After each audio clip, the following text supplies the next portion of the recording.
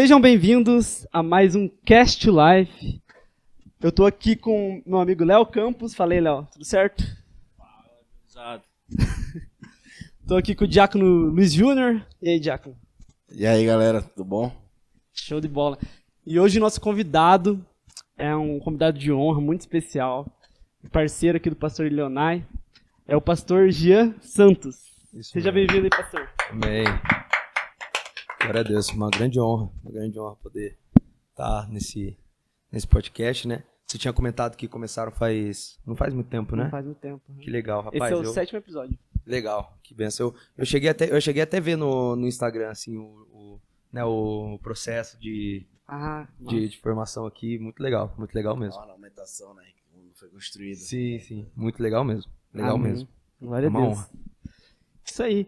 Então, já aproveita, deixa seu like no vídeo, né? Compartilha esse vídeo com o pessoal, família, seus amigos. E não se esquece de se inscrever nas nossas redes sociais. A gente tem Instagram, a gente tem YouTube. Confirma a tua inscrição, beleza? Que eu acredito que esse projeto está sendo muito bênção na vida das pessoas, amém? Bom, então vamos lá. Vamos trocar uma ideia a respeito do reino, do evangelho.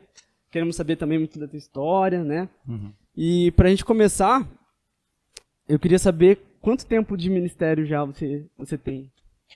Então, eu comecei no louvor, né? Creio que com uns 10 anos, mais ou menos, com 8 anos, assim, meu pai, pastor Hernani, ele me ensinou a tocar violão, né? Aí, tocando violão e tal, ele me ensinou lá o básico, dó, ré, mi, fá, sol, lá, si, sabe? Uhum. E depois disso eu fui aperfeiçoando e tal, o violão, daí eu fui aprendendo guitarra, baixo. E aí logo depois assim, eu aprendi o instrumento que eu me identifiquei e até hoje é o que eu mais me identifico, que é o teclado. Né? Então, tanto que eu viajo com meu pai assim e tal, direto, e eu viajo ministrando no teclado e tal. E com 10 anos eu ministrei pela primeira vez numa rede de crianças na nossa igreja, em Campo Largo, na Graça Church de Campo Largo. E a partir daí eu comecei a perceber que realmente era isso que queimava no meu coração, sabe? Com 10 anos. E comecei assim, na rede de crianças e tal. Aí 2 anos depois, com 12 anos, eu ministrei pela primeira vez num culto oficial. Nossa, 12 anos já. Com 12 anos de idade, com 12 anos. Daí com 12 anos, aí até aqui, daí eu fui aperfeiçoando e tal, né? No meio do louvor e tal. E com 16 anos de idade, aí eu preguei pela primeira vez na nossa igreja lá em Santa Felicidade, aqui em Curitiba mesmo. E pela primeira vez numa rede de jovens eu preguei. E daí eu tô aí mesmo. Então você tá desde então. Nativo aí. Exatamente. Você tá com quantos anos? Hoje eu tô com 20. Ah, 20? Nossa. 20 anos de idade. Nossa, cara, você é bem novo, né? 20 anos de idade e eu costumo dizer que eu tive um professor muito bom. Né? O meu pai, ele sempre esteve comigo durante muito tempo e, né, até hoje, né? Até hoje ele é o meu mentor, minha inspiração, meu discipulador, meu pastor, meu pai. E eu tenho só a agradecer, sabe? A Deus primeiramente e aos meus pais. Realmente eles me incentivaram, assim, sabe? Nesse mundo, assim, que a gente realmente vê que tem alguns pais que podem falar, não, porque você tem que ser jogador de futebol, você tem que ser médico e tal. E algumas pessoas, às vezes, não dão muita importância, né, nesse meio ministerial, assim, sabe? Mas os meus pais, eles sempre me incentivaram. Caí, assim, tipo, tropeçando, errando e voltando, aprendendo e sendo corrigido e tal. E aí hoje eu tô, pela graça de Deus, eu tô nesse meio aí. Que massa. Uhum. E você é noivo, né? Sou noivo. Inclusive, se minha noiva estiver assistindo, um beijo. Te amo. Aproveitando. Sou noivo. Entre namoro e noivado, a gente tá com 3 anos. Né? A gente tá organizando nosso casamento. Nosso casamento vai ser em fevereiro. Dia 3 de fevereiro do ano que vem já. Legal. Uhum. E tá sendo, cara, foi realmente uma bênção, sabe? Uma bênção mesmo. O tanto de pessoas, assim, que dão palavras, assim, sabe? Que a minha unção é a mesma que a dela e tal. Tanto que várias vezes, quando ela tem a oportunidade de estar num culto em que eu ministro, várias vezes, assim, eu chamo ela pra ministrar também, sabe? Legal. Ela faz parte também do grupo de louvor lá da nossa igreja. Eu, juntamente com ela, nós somos os líderes lá dos jovens. E eu só tenho a agradecer também a minha noiva, minha futura esposa, Camille. E graças a Deus aí, Deus tem aberto as portas pra gente, sabe? Porque daí vem a dor de cabeça, o estresse de organização de casamento e tal, lista de convidados, padrinhos. Essa fase é complicada. Mas graças a Deus, Deus tá provendo. Deus tá provendo mesmo e graças a Deus, assim, nada tá faltando, sabe? Amém. Então a gente só tem a agradecer a Deus mesmo. Amém. Né? E vocês se conheceram lá na Graça mesmo? Na Graça Isso. A gente se conheceu em 2018. 2018 foi quando a gente foi pra lá. Né? Bem no começo, assim, a gente nem conversava, sabe? Tipo, só de, sei lá, tá, por exemplo, na roda, assim, dos amigos mesmo. E, assim, uma conversa bem aleatória, assim, sabe? Só que aí 2019, lá no começo de fevereiro, mais pra março lá de 2019, daí a gente começou a conversar mais, né? Daí a gente começou a ter aquela amizade, tipo, melhor amigo e tal, sabe? Uhum. Aí quando se torna melhor amigo, meu filho, esse negócio de melhor amigo entre uma mulher não funciona, não. Não funciona, não. Aí eu realmente comecei a perceber que o sentimento não era só de amizade, sabe? E através de sonhos e tal, sabe? Já vários sonhos, palavras. E meu pai é até engraçado, meu pai, ele ficava no meu pé, assim, sabe? Pra que eu notasse ela, ó, que menina linda e tal. Só cantando bola, né? Mas onde eu realmente, tipo, meus olhos brilharam mesmo foi quando teve um teatro de Natal, não, de Páscoa. Teatro de Páscoa, na Páscoa de 2019. Que eu realmente notei algo a mais nela. Sabe? Que, tipo, ela, além de talentosa, uma menina de um caráter excepcional e tal, né? Ela tem 17 anos. 17 anos, a gente é noivo. E ela vai fazer 18, só tô esperando ela fazer 18. Se fosse por mim, eu tava casado já era ontem. Né? Mas só tô esperando fazer os 18 anos, né? Mas, rapaz, desde esse teatro, assim, eu realmente... Meus olhos brilharam, assim, sabe? Aí meu ela pai participou falando... do teatro? Ela foi a protagonista. Ela foi a protagonista. Aí meu pai falando, nossa, que menina linda e tal. Olha que menina talentosa e tal. E ele pensando, que menina de Deus. Exatamente. Cara, aí eu entreguei nas mãos de Deus mesmo, sabe? Tipo, a gente conversava e tal. Nesse começo a gente nem trocava ideia, primeiramente porque meu pai, ele não permitia, né, a gente conversar a respeito de namoro e tal naquele começo. Só que aí, quando ela fez, né, no fim do ano, acho que ela fez 15 anos, se eu não me engano, aí a gente começou a orar. Né? A gente começou realmente a perceber que isso poderia ser algo, né, algo de Deus mesmo. E então a gente começou a orar e tal. Né? Aí, em 2020, daí a gente realmente concretizou o namoro. Realizou o namoro. Pedi a benção do meu sogro, da minha sogra. E no dia 12 de agosto de 2022, oh meu Deus, ela vai me bater se eu errar a data. Não, mas tá certo, dia 12 de agosto de 2022, aí foi quando eu realmente pedi a mão dela, pedi ela em casamento e até, né, já fez um ano aí, e agora já tá... Deus tá provendo. Exatamente. Que bom.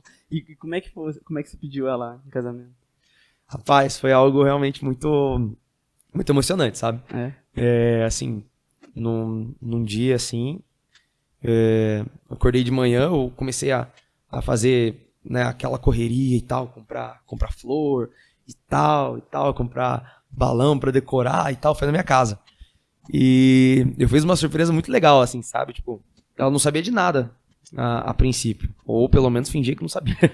Mas ela não sabia de nada, então eu tinha conversado com meu sogro, minha sogra, falei assim, seguinte, sogro, né, antes de tudo, pedi, né, a bênção deles, se eu realmente podia pedir ela em casamento, eles abençoaram, E aí eu conversei com eles, falei que queria realmente pedir a mão dela naquele dia 12 de agosto. E então a gente marcou pra chegar de noite lá em casa. E aí já tá tudo preparado, sabe? Tipo, uma trilha de flores e tal. Nossa. Tipo, as fotos tem eu tenho até as fotos. Já. Tudo planejado. Tipo, meio aquele varalzinho de fotos, assim, sabe, da gente. E foi assim, ela chegou com uma venda, o meu sogro colocou uma venda no olho dela. Mas ela então já suspeitava alguma coisa. Já suspeitava alguma coisa já, porque ela já sabia, né, tipo, ela sabia que, né, eles tinham dado a bênção e tal, só que não sabia que era naquele dia mesmo. Rapaz, daí quando ela chegou bem no tapete da sala, assim, eu tava bem na frente dela, assim, tipo, a 5 passos dela, assim, daí ela tirou a venda, daí foi quando eu realmente pedi ela em casamento. Foi um momento muito especial. Muito especial mesmo. Dia 12 de agosto. Eu nunca mais vou esquecer. Nunca mais vou esquecer. Que legal, cara. Que legal. Muito massa. E desde então, vocês estão caminhando junto aí, né? E, cara, me conta mais agora sobre o seu ministério musical, assim, né? Uhum. Você, basicamente, se diz que é meio que multi-instrumentista, né? Então, como eu disse, né, meu pai me ensinou o básico, assim, do violão, né, e pela graça de Deus me deu esse presente de realmente conseguir aprender os instrumentos, assim, mais fácil, sabe? Mas um instrumento que eu realmente queria muito aprender, só que eu não sei nem um pouco, é o violino. O violino eu não sei, né, quero muito aprender, inclusive se alguém quiser me ofertar aí uma aula de violino, eu tô aceitando. Violino é bonito, né? Nossa. Bonito. Fica a dica aí, gente, viu? Exatamente. Mas, como eu disse, né, eu comecei a ministrar e tal, né, eu realmente percebi que era algo que queimava no meu coração. E nesse período que eu comecei a ministrar, comecei a me introduzir no Ministério do Louvor e tal, da adoração, nem passava pela minha cabeça que eu ia começar a pregar. Nem passava pela minha cabeça, sabe? Pensava que ia ser tipo um ministro de louvor mesmo e tal. E realmente era o que queimava no meu coração. E aos pouquinhos, assim, eu comecei a me identificar também. Tipo, como eu disse, eu tive um mentor muito bom, tive um professor muito bom. Então eu me espelhava muito no meu pai. Sabe, meu pai também começou no louvor. Inclusive ele já tem, acho que 3 ou 4 CDs gravados. Então ele começou no louvor também. E eu realmente era algo que eu gostava muito e tal. Eu sempre fui assim, desde pequeno, de bater nas panelas, assim, das panelas de casa, sabe? Aí a mãe ficava brava e tal. Mas, enfim, sempre foi algo que realmente queimava muito no meu coração. Muito mesmo. E aos pouquinhos, meu pai começava, às vezes, a me liberar, assim, de cantar, tipo, na oferta. Eu pegar lá o violão, cantar uma música na oferta, ensaiar bem e tal. E aí eu começava a ministrar, e já ministrava, sabe? Tipo, com 15, 16 anos já ministrava de boa na igreja e tal. Só que aonde começou a intensificar ainda mais esse chamado, essa chama, essa paixão pelo louvor começou a se intensificar ainda mais, foi a partir de 2019. A partir de 2019 foi quando eu comecei a viajar com meu pai, sabe? Eu estudava e tal. Só que esse foi um período que eu realmente aconteceu, né, vários problemas e tal lá na igreja, conceitos familiares e tal, tipo, aquela coisa de jovem, né, tipo, aquela coisa de jovem e tal, e meu pai, ele sentiu no coração de acabar me tirando na escola naquele ano, né, eu ia continuar no ano seguinte, e eu tava no segundo ano do ensino médio, e daí foi quando eu comecei a andar mais perto, aí foi quando eu realmente vi de perto o que é um chamado, vi de perto o que é o ministério, vi de perto, assim, sabe, realmente a responsabilidade de carregar esse ministério, esse chamado. Aí foi quando começou a intensificar ainda mais, sabe? Aí eu saía com meu pai para viajar nas igrejas e tal, aí não era somente na oferta que eu ministrava realmente na hora da ministração, na hora que o fogo tá lá, incendiando e tal, aí eu pegava o teclado. Aí foi quando eu comecei a me identificar com o teclado. Aí até hoje, pela graça de Deus, até hoje, assim, a gente tá nesse chamado aí, Deus tem feito coisas grandiosas, maravilhosas mesmo. Amém. Algo surpreendente, sabe? Surpreendente. Eu costumo dizer, assim, que meu pai e eu, a gente se completa, sabe? Porque, assim, a gente nem precisa ficar falando, sabe? A gente nem precisa se olhar na hora da ministração, sabe? Tipo, eu sei exatamente a hora que ele quer que eu ministre, né? Tipo, que ele quer que eu puxe lá o pessoal enquanto ele tá ministrando pelo povo. E eu sei exatamente a hora que ele quer que eu pare. Que daí quando ele começa a... Então esse entrosamento assim entre pai e filho realmente foi algo muito, muito bom. Muito bom. E até hoje eu, pela graça de Deus, assim, eu não me vejo assim fazendo outra coisa a não ser esse, né, a não ser esse chamado, sabe? Esse chamado de ministério, louvor, palavra e tal. E até hoje Deus tem feito coisas maravilhosas. Amém, amém. Não, realmente, o teu domínio da Bíblia, tudo, a unção a gente sente, a gente sabe que quando a pessoa tem um chamado, né? Foi tremendo. Na Conferência Graça foi tremendo, realmente, sim. O que Deus fez através de você, assim, Amém. Foi tremendo. E vidas foram alcançadas, Amém. E vidas se converteram, né, a Jesus, né, aceitaram Jesus. Então, assim, glórias a Deus por isso. Amém. Continue mesmo essa jornada aí. E me conta uma coisa. Como é que é ser filho de um pastor? Assim? Eu imagino que a tua infância não foi tão comum, né? Olha, eu costumo... Meu pai até costuma dizer, sabe? Que geralmente filho de pastor não é neto de Deus. Sabe? Então... Boa frase. Como é que é isso aí? Meu pai sempre falou pra mim assim, ó, só porque você é filho de pastor não significa que você é neto de Deus. Sabe? Filho de pastor não é neto de Deus. Já tem passagem pro céu, não. Exatamente.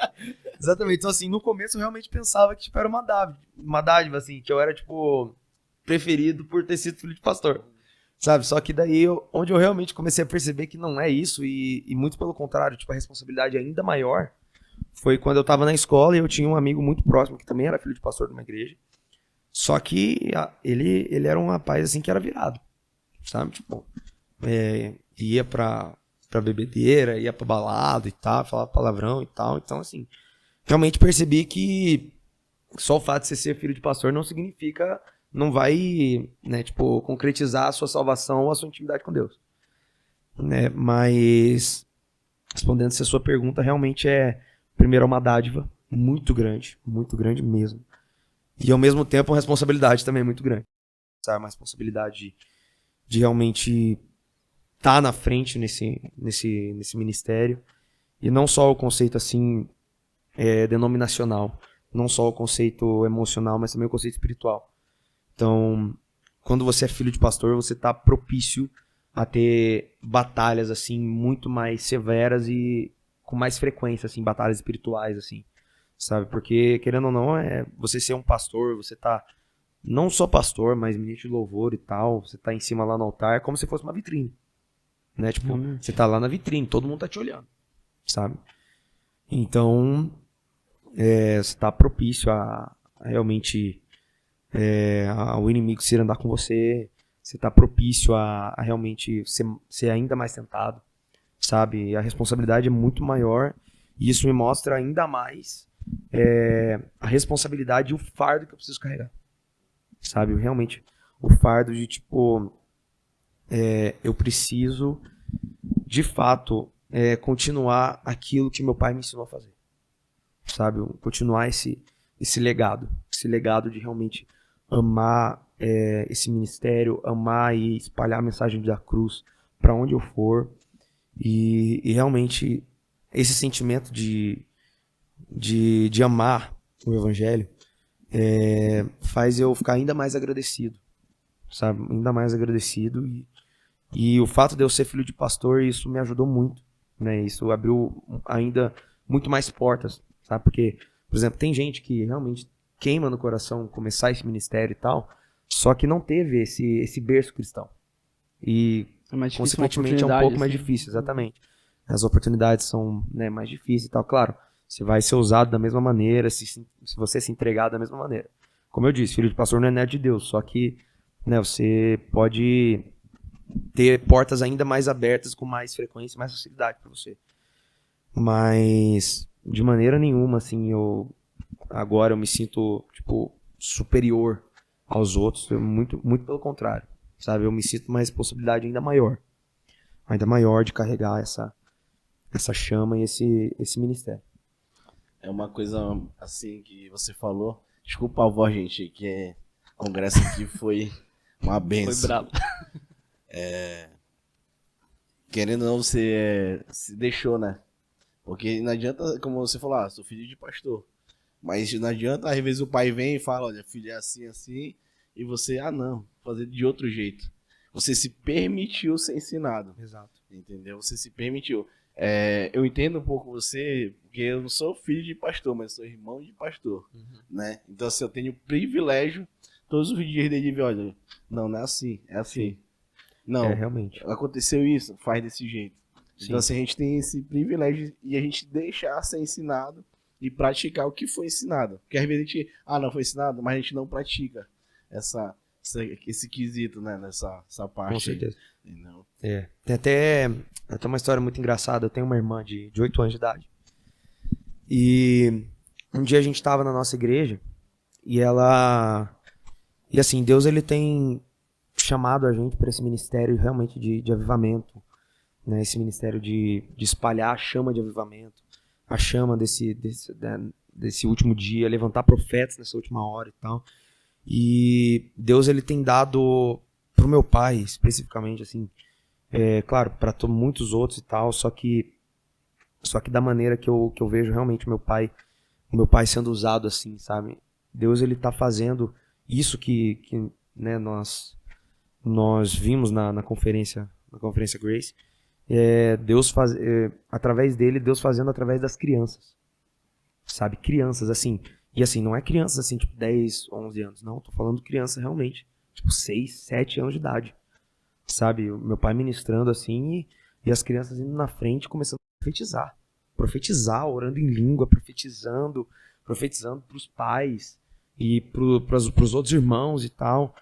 Então, assim, realmente é algo que eu vejo que Deus ele chamou meu pai realmente para fazer, sabe? Uma unção específica, assim. É como se fosse isso, assim, essa unção muitas outras pessoas têm, sabe? Sim, sim. Só que isso é algo que realmente poucas pessoas têm, sabe? Poucas pessoas têm a respeito, né, de realmente levantar essa nova geração, como essa nova geração de avivalistas e tal. E muitas das vezes a gente pensava que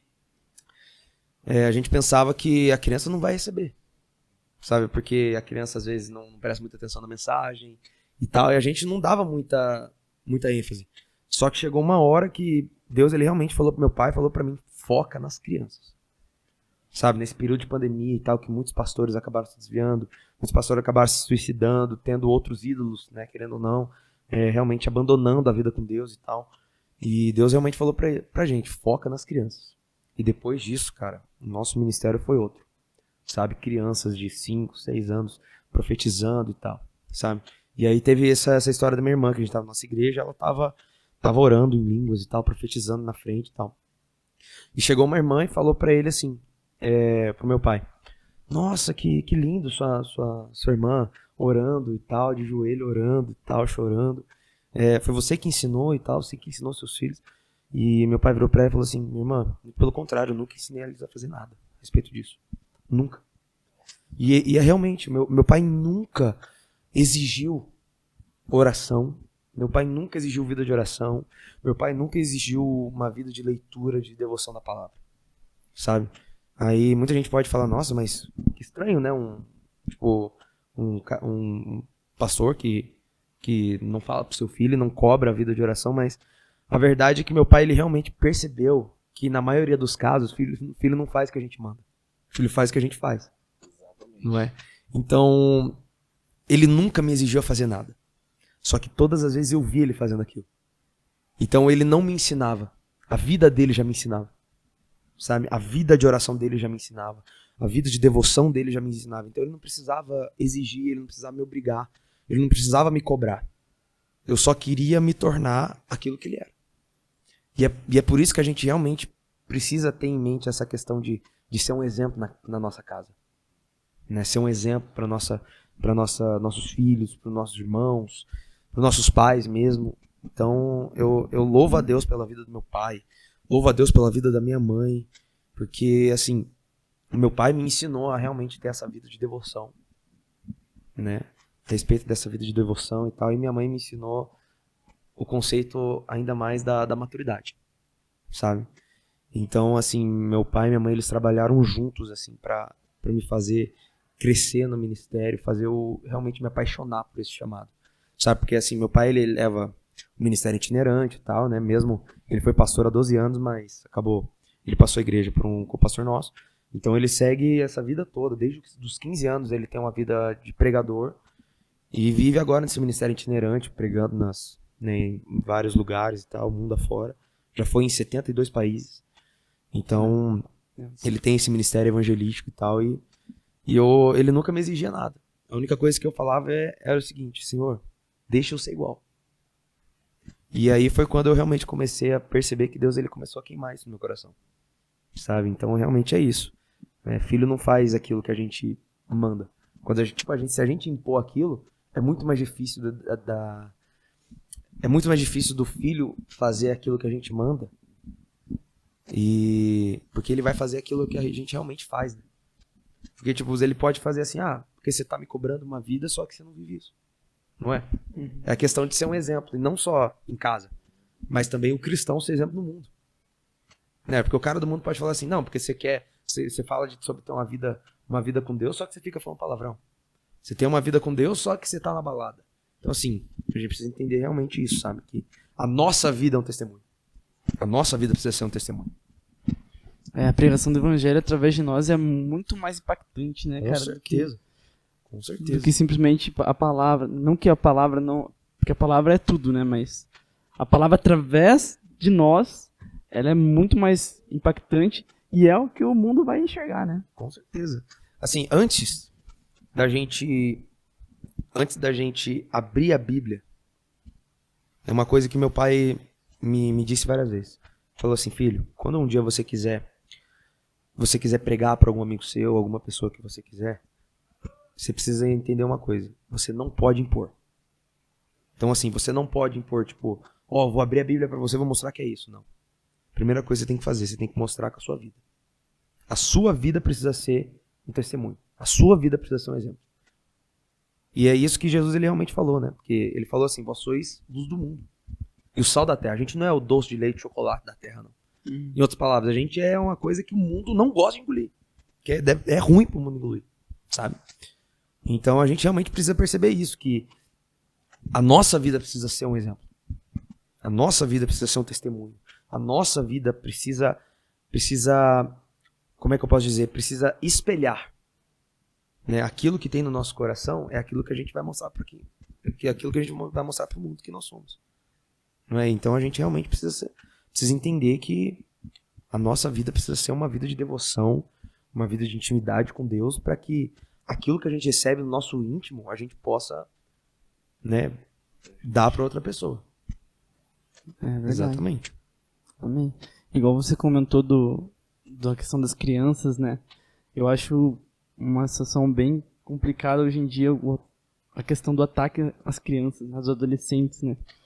E eu lembrei, você falando, eu lembrei de quando Jesus pega justamente a criança como exemplo, né? Se alguém tentar contra os meus pequeninos, né? E eu queria que você falasse um pouco mais sobre isso, né? Sobre essa batalha espiritual que há hoje com relação às crianças e os adolescentes. Paz, uma das coisas que a gente percebe nesses últimos anos é que o diabo, ele não tem medido esforços para atacar as crianças. Não só as crianças, adolescentes também e tal. Tanto que eu acho que tem uma matéria que fala em questão de proporção, que a maior causa hoje no mundo, nos últimos anos, a maior causa de morte entre crianças de 7 até os 18 anos, até os jovens, né, 18 anos, é suicídio. Então, uma vez meu pai, ele estava no Japão, no final desse ano, em dezembro, ele estava no Japão e ele foi ministrar numa igreja lá no Japão. E o pastor lá da igreja levou ele num lugar e falou assim: pastor, eu vou te levar para um lugar. E era meio que um parque, um jardim, assim, sabe? Só que naquele jardim ele não quis entrar. O meu pai, ele não quis entrar, porque a entrada do jardim é uma criança enforcada, morta enforcada. Então o que acontece? As crianças, as pessoas que realmente não querem que realmente querem acabar com a vida, querem suicidar, elas vão pra dentro desse jardim e lá se matam, sabe? E assim, o governo não tira e tal, pra que aquilo sirva talvez de lição ou algo do tipo. Mas, enfim, o governo ele não leva isso muito em consideração, não se importa muito, sabe? E isso realmente... Assim. Exato. Então, isso foi realmente muito chocante. Assim, meu pai realmente fez ele perceber o quanto o diabo tem investido nas crianças. Assim, não só na escola, não só em... Não vou entrar em questão política e tal, mas tanto as questões sociais, em filmes, em séries e tal, mesmo que possa ser algo pequeno, tipo, pode ser algo bem sutil assim, já dá pra perceber a malícia, já dá pra perceber o que o diabo ele realmente quer fazer, né? E é por isso, né, esse simples fato do diabo ele realmente tá investindo pesado nas crianças assim, veio o contra-ataque de Deus e falou pra gente, vocês têm que focar. Porque se o diabo ele tá investindo, a gente vai investir ainda mais. E é isso. Enquanto o diabo ele tá lá dando crise de pânico para crianças, jovens, adolescentes, dando né, depressão, tal, né, enfim, tudo isso, o Senhor tá ungindo pessoas, ungindo profetas realmente para levantar essa nova geração e essas crianças que realmente antes estavam sendo atacadas pelo diabo, o Senhor resgata elas e elas se tornam profetas, sabe? Então, realmente, Deus ele tem feito algo sobrenatural. E aí a gente percebe, né, realmente a prova disso, de que realmente Deus ele quer investir nas crianças por causa desse investimento que o diabo tem feito, é Joel 2:28, né, que ele fala que nos últimos dias eu vou derramar do meu espírito sobre toda a carne, e os filhos e as filhas vão profetizar. E essa é a verdade. Por exemplo, se a gente abrir Atos 2 no Pentecoste, não tem nenhum relato 100% comprovado que no Pentecoste houve crianças... aconteceu relatos assim, de crianças profetizando. Mas Pedro ele disse, isso aqui é o que vocês viram no livro de Joel. Nos últimos dias. Nos últimos dias o Senhor ele vai derramar o seu espírito sobre toda a carne. Os filhos e as filhas vão profetizar. E Malaquias 4, 5 e 6 fala realmente a respeito sobre isso também, que nos últimos dias o Senhor ele derramaria o espírito do profeta Elias, que vai converter o coração dos pais aos filhos. E a gente realmente percebe que a estratégia de Deus é algo tão sobrenatural que as crianças, elas movem a casa. Então, por exemplo, um dia a gente estava em Brasília e a gente estava numa conferência da Igreja Batista da Lagoinha. E meu pai ele ministrou a mesma mensagem que eu ministrei na conferência do Grace, né? A mesma mensagem que eu ministrei a respeito dos novos avivalistas, dos novos profetas. E ele começou a ministrar e tal, e do nada, assim, sem ele chamar, as crianças começaram a subir no altar e começaram a profetizar, orar em línguas e tal, e se derramar na presença de Deus. E várias, desde 4 anos, 5 anos, 6 anos de idade. E o que aconteceu foi algo surpreendente, que depois do culto, da reunião, veio um casal e falou para ele, pastor, o que aconteceu aqui hoje mudou a nossa vida. Hoje à tarde, no caso naquele dia, a gente tinha preparado a papelada para o nosso divórcio. Mas o que aconteceu com o nosso filho fez com que a gente repensasse e a gente não vai mais se divorciar. Então, assim, a gente realmente percebe que uma estratégia de Deus, se o homem, os adultos, têm tantos problemas, tipo dificuldades, né, tanto financeiro, familiar e tal, e o coração acaba se enchendo de várias preocupações, a criança não tem. É por isso que Jesus ele diz, deixai vir a mim as criancinhas. Não impeça as crianças, porque delas é o reino do céu. E se o seu coração for como de uma criança, você vai herdar o reino do céu. Em outras palavras, se o seu coração for puro, se o seu coração for vazio de problemas, você vai herdar. E a partir desse momento foi quando a gente realmente percebeu que a estratégia de Deus é ele ungir as crianças, para as crianças levar essa unção para os pais. E aí a gente vê, e converterá o coração dos pais aos filhos, e dos filhos aos pais. Então realmente é algo surpreendente, sabe? Realmente Deus ele tem feito maravilhas, enquanto o diabo ele tá lá atacando uma criança, Deus ele já tá ungindo 10. Nossa. Entende? Então realmente está sendo algo surpreendente que o Senhor tem feito nesses últimos dias. Realmente eu tenho visto nas redes sociais e até nas igrejas, né? Ou é um lado, um extremo, ou outro extremo, digamos assim, né? Enquanto de um lado a gente tem pré-adolescentes, adolescentes que, igual você comentou, tentando se matar, né? Buscando suicídio, buscando outras formas de resolver, né, os conflitos internos deles. A gente tem, por outro lado, a gente vê várias crianças profetizando, até em vídeos, né? Sim. E igual aqui hoje, nossa, na Conferência Graça, teve crianças, adolescentes, né? Que sentiram, assim, algo que eu imagino que nunca tinham sentido antes na presença de Deus, né? Rapaz, eu até queria mostrar um vídeo, não sei se tem como mostrar aqui. A gente coloca na hora. Dá pra colocar? Uhum. Então daí se puder colocar, mas eu vou mostrar aqui pra você, não sei como é que daria pra fazer, porque eu postei no meu Reels no Instagram, justamente a gente tava na Lagoinha de Niterói, e realmente a gente viu a prova disso, sabe, das crianças profetizando. Aí veio esse vídeo aqui, ó.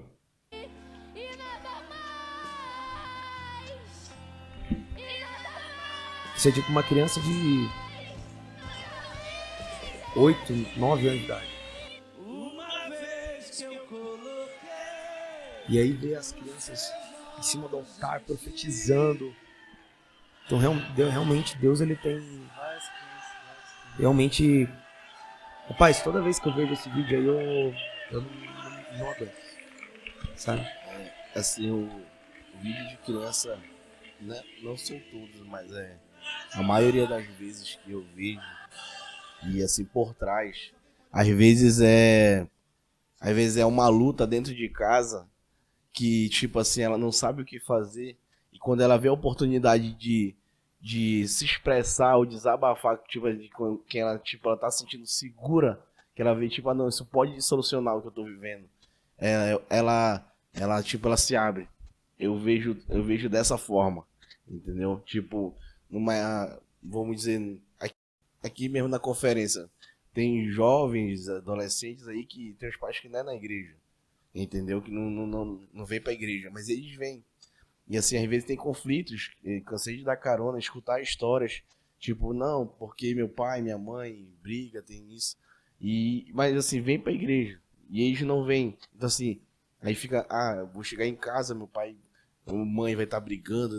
Então assim, e quando eles têm a oportunidade de se expressar, de chorar de alguma coisa, eles se abrem, eles tipo, tão cheios já daquilo que tá acontecendo dentro de casa, entendeu? É isso que eu vejo. Não, com certeza. E aí a gente vê também o propósito, né, do avivamento. O avivamento, ele foi aquilo que eu falei na conferência, que o avivamento ele não é somente uma grande multidão, apesar que pode desembocar nisso, sabe?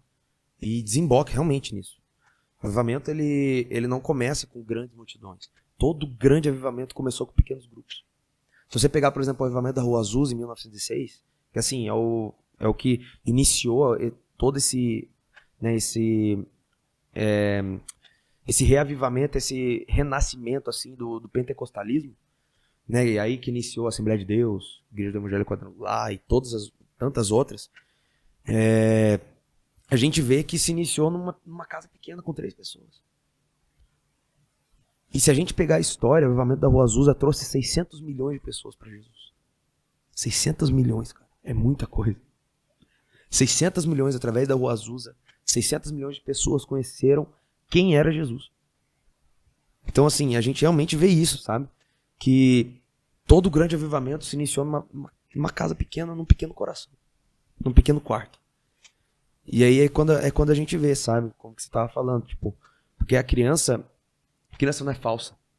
Assim, criança fala pra você o que você... Né, o que ela sentir de você. Se ela não gostar de você, ela vira na tua cara e fala, não gostei de você não. Fala mesmo. Se ela não gostar de um presente, ela fala na tua cara, não gostei desse presente. Por quê? Porque criança não é falsa. Criança, ela é sincera. Criança, ela é pura. Criança, ela... Cara, desde quando Deus, ele renasceu essa chama no meu coração a respeito de avivamento das crianças e tal, eu peguei um amor tão grande pelas crianças. Sabe? Então a gente tá em aeroporto e tal, e crianças que a gente não conhece vêm abraçar a gente. Tipo, crianças assim, aleatórias. Vêm abraçar meu pai, vêm abraçar eu. E daí os pais dessas crianças perguntam, você é algum TikToker? Você é algum YouTuber famoso e tal? Influencer.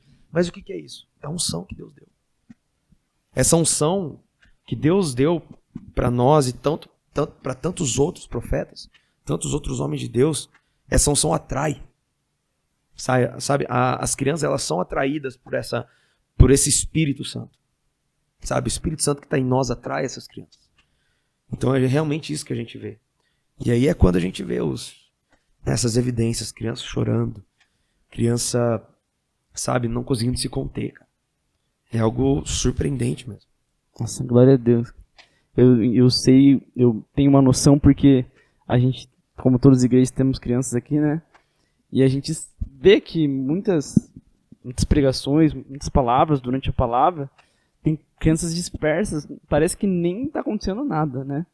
Então, quando aquilo atrai a atenção da criança, a gente sabe, cara, que não é por causa da palavra, não é por causa de quem está falando, não é por causa de quem está pregando, é porque é Jesus mesmo atraindo ela, né? Com certeza. Jesus usando, obviamente, quem está ali, o pregador, o ministro, para atrair a atenção dela e... Tem até uma história, cara. Até hoje eu acho que é uma das histórias mais surpreendentes a respeito envolvendo uma criança. Meu pai, em 2021, no meio de 2021, ele foi fazer uma conferência de avivamento no Peru, em Lima. E alugaram lá um centro de eventos e tal. E ele começou a pregar. E um dos dias, ele estava ministrando, tipo, no meio da mensagem. Uma criança de 4 anos de idade foi até o altar. O microfone da mão do meu pai. E começou a orar em línguas, cara. Foi batizado naquele momento e começou a orar em línguas. E assim, daí meu pai naquele momento, ele foi seguir o que o apóstolo Paulo falou, né? Tipo, se tiver a oração em línguas, que se levante alguém para interpretar e tal, ele tava esperando alguém levantar para interpretar. Pai, só que ninguém levantava. E aí vinha na cabeça dele, tipo, aquela dúvida, será que realmente é de Deus ou não? Não é? Mas o que aconteceu? Aquela criança começou a orar e tal, e ele sentiu de deixar. Ele deixou. Rapaz, 2 minutos depois, um russo se levantou. Um homem russo. Enorme, enorme. Se levantou e foi na frente. Em prantos, cara. Em prantos. Aquele homem de, sei lá, uns 2 metros de altura. De joelho. Aí veio a esposa dele também, chorando também, e era peruana. Aí meu pai foi falar com ele. Foi falar em espanhol com ele. E perguntou o que ele queria e tal. E a esposa, que era peruana, falou pra ele: ó, pastor, ele não fala espanhol. Daí meu pai tentou falar inglês e tal. Falou: não, ele também não fala inglês. Daí ele perguntou: mas ele entendeu o que eu preguei? Não, pastor, ele não entendeu nada. Daí meu pai ele ficou assim: tá, mas pera lá. Se ele não fala português, se ele não fala inglês, não fala espanhol, só fala russo, como que ele entendeu a mensagem?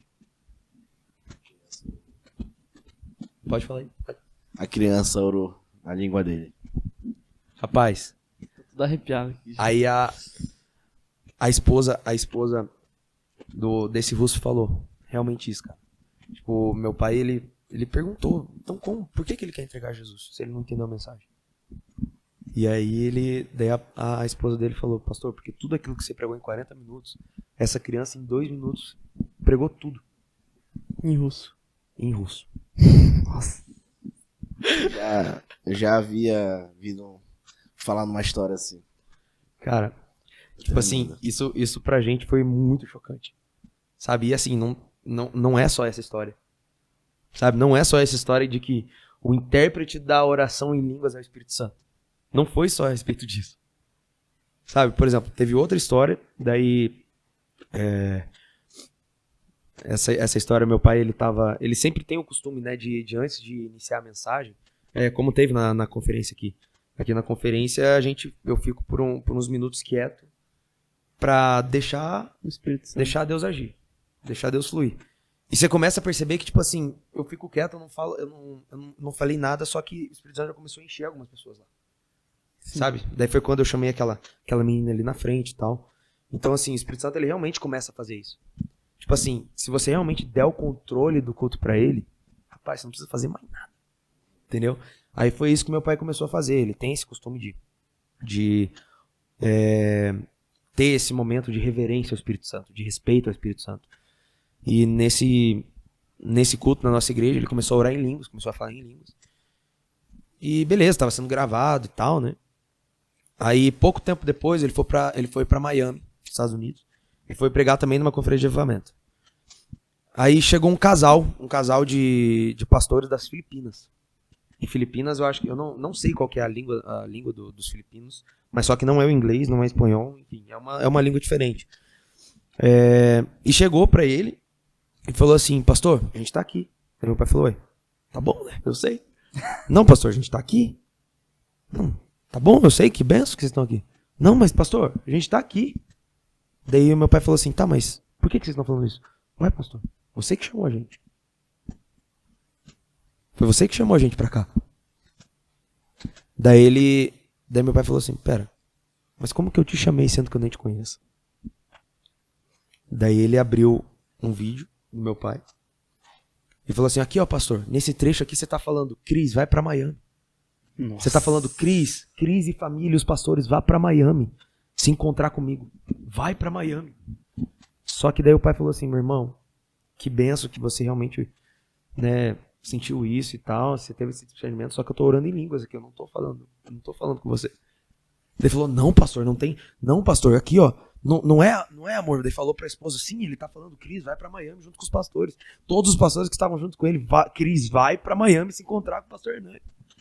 Daí, rapaz, a gente começou a perceber. Quando houve o Pentecoste, cara, falou assim, e ouviu do céu um som como de um vento impetuoso, encheu toda a casa. E foram vistas por eles línguas repartidas como mosquito de fogo.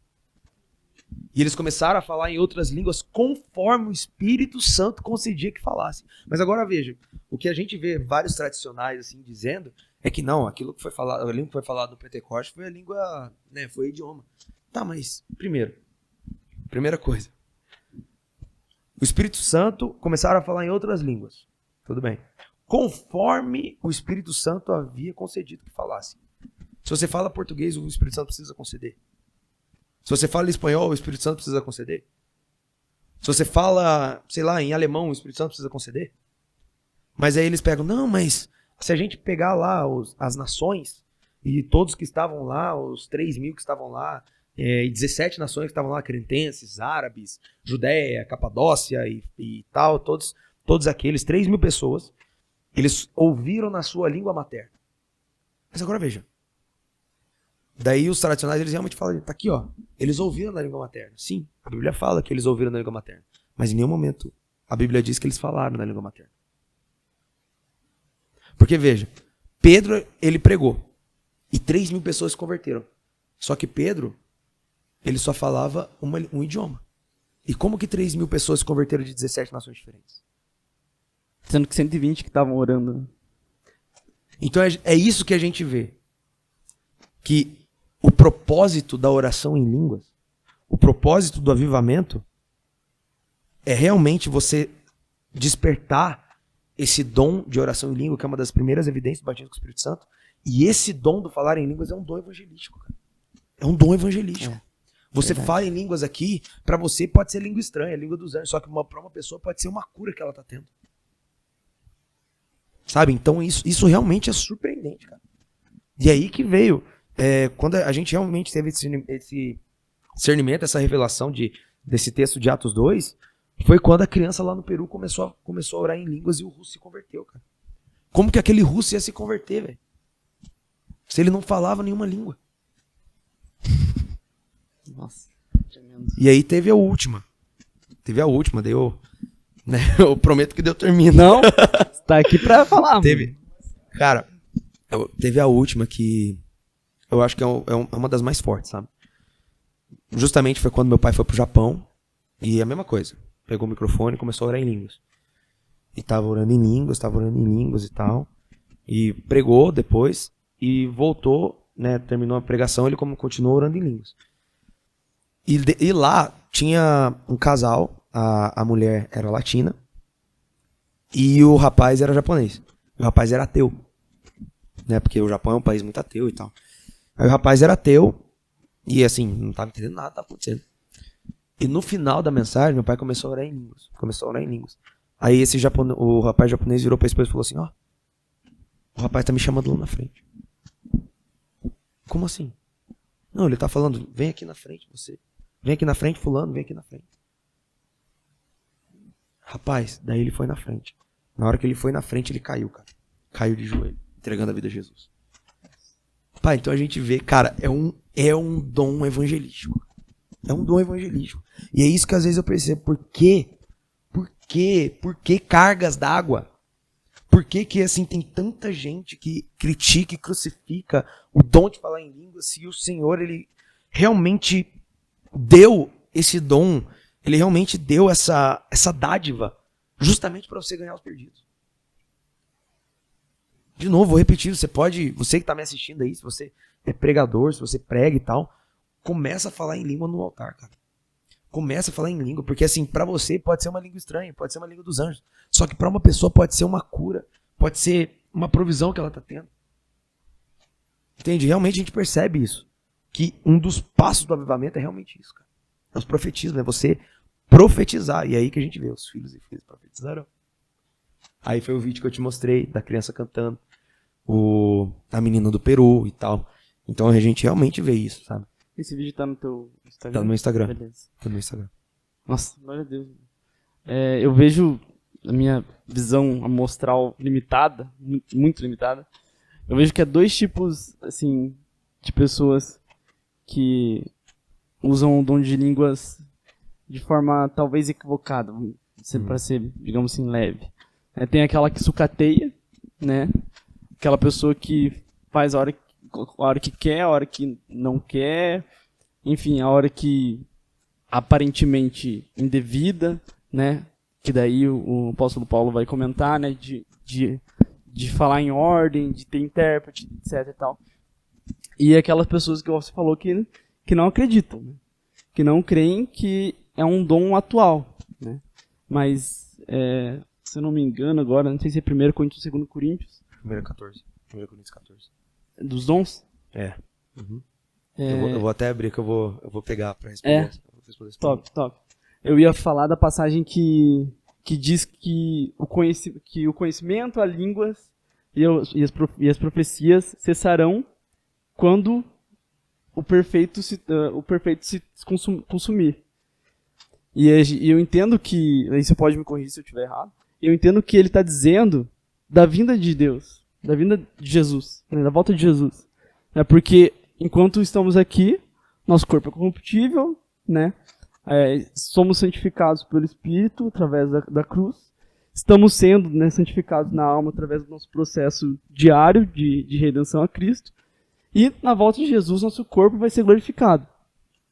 Então eu acredito que essa passagem de Paulo justamente fala que quando chegar a santificação final, digamos assim, que cessarão esses dons, né? E daí tem aquele grupo que, com todo respeito, acredita que eles estavam falando do canônico ali, né? De finalizar o canônico, que finalizando o canônico os dons cessaram e tal. Mas, né, aquele negócio, se ele está falando especificamente de 9 dons, se não me engano. 9 dons, né? Está falando de 9 dons, que é profecias, línguas e conhecimento. Então, se profecias e línguas cessaram, né, por que o conhecimento não cessou? Por que a gente vive o que a palavra diz de a cada dia ela se renova? Exato. Né? Então, manda ver, comenta sobre isso aí. Então, é exatamente sobre isso, sabe? E daí você está falando justamente sobre o uso correto dos dons, né? E Paulo, ele realmente fala em Coríntios 14. Daí ele começa realmente falando assim, ó, seguir o amor e procurar com zelo os dons espirituais, mas principalmente o de profecia. Peraí, agora, se os dons de profetismo, revelações, conhecimento cessou, por que o apóstolo Paulo, depois da cruz, ele está continuando a falar? Por quê? A gente realmente vê isso. Sim. E ele continua dizendo assim, porque o que fala em língua desconhecida não fala aos homens, senão a Deus. Agora, pera.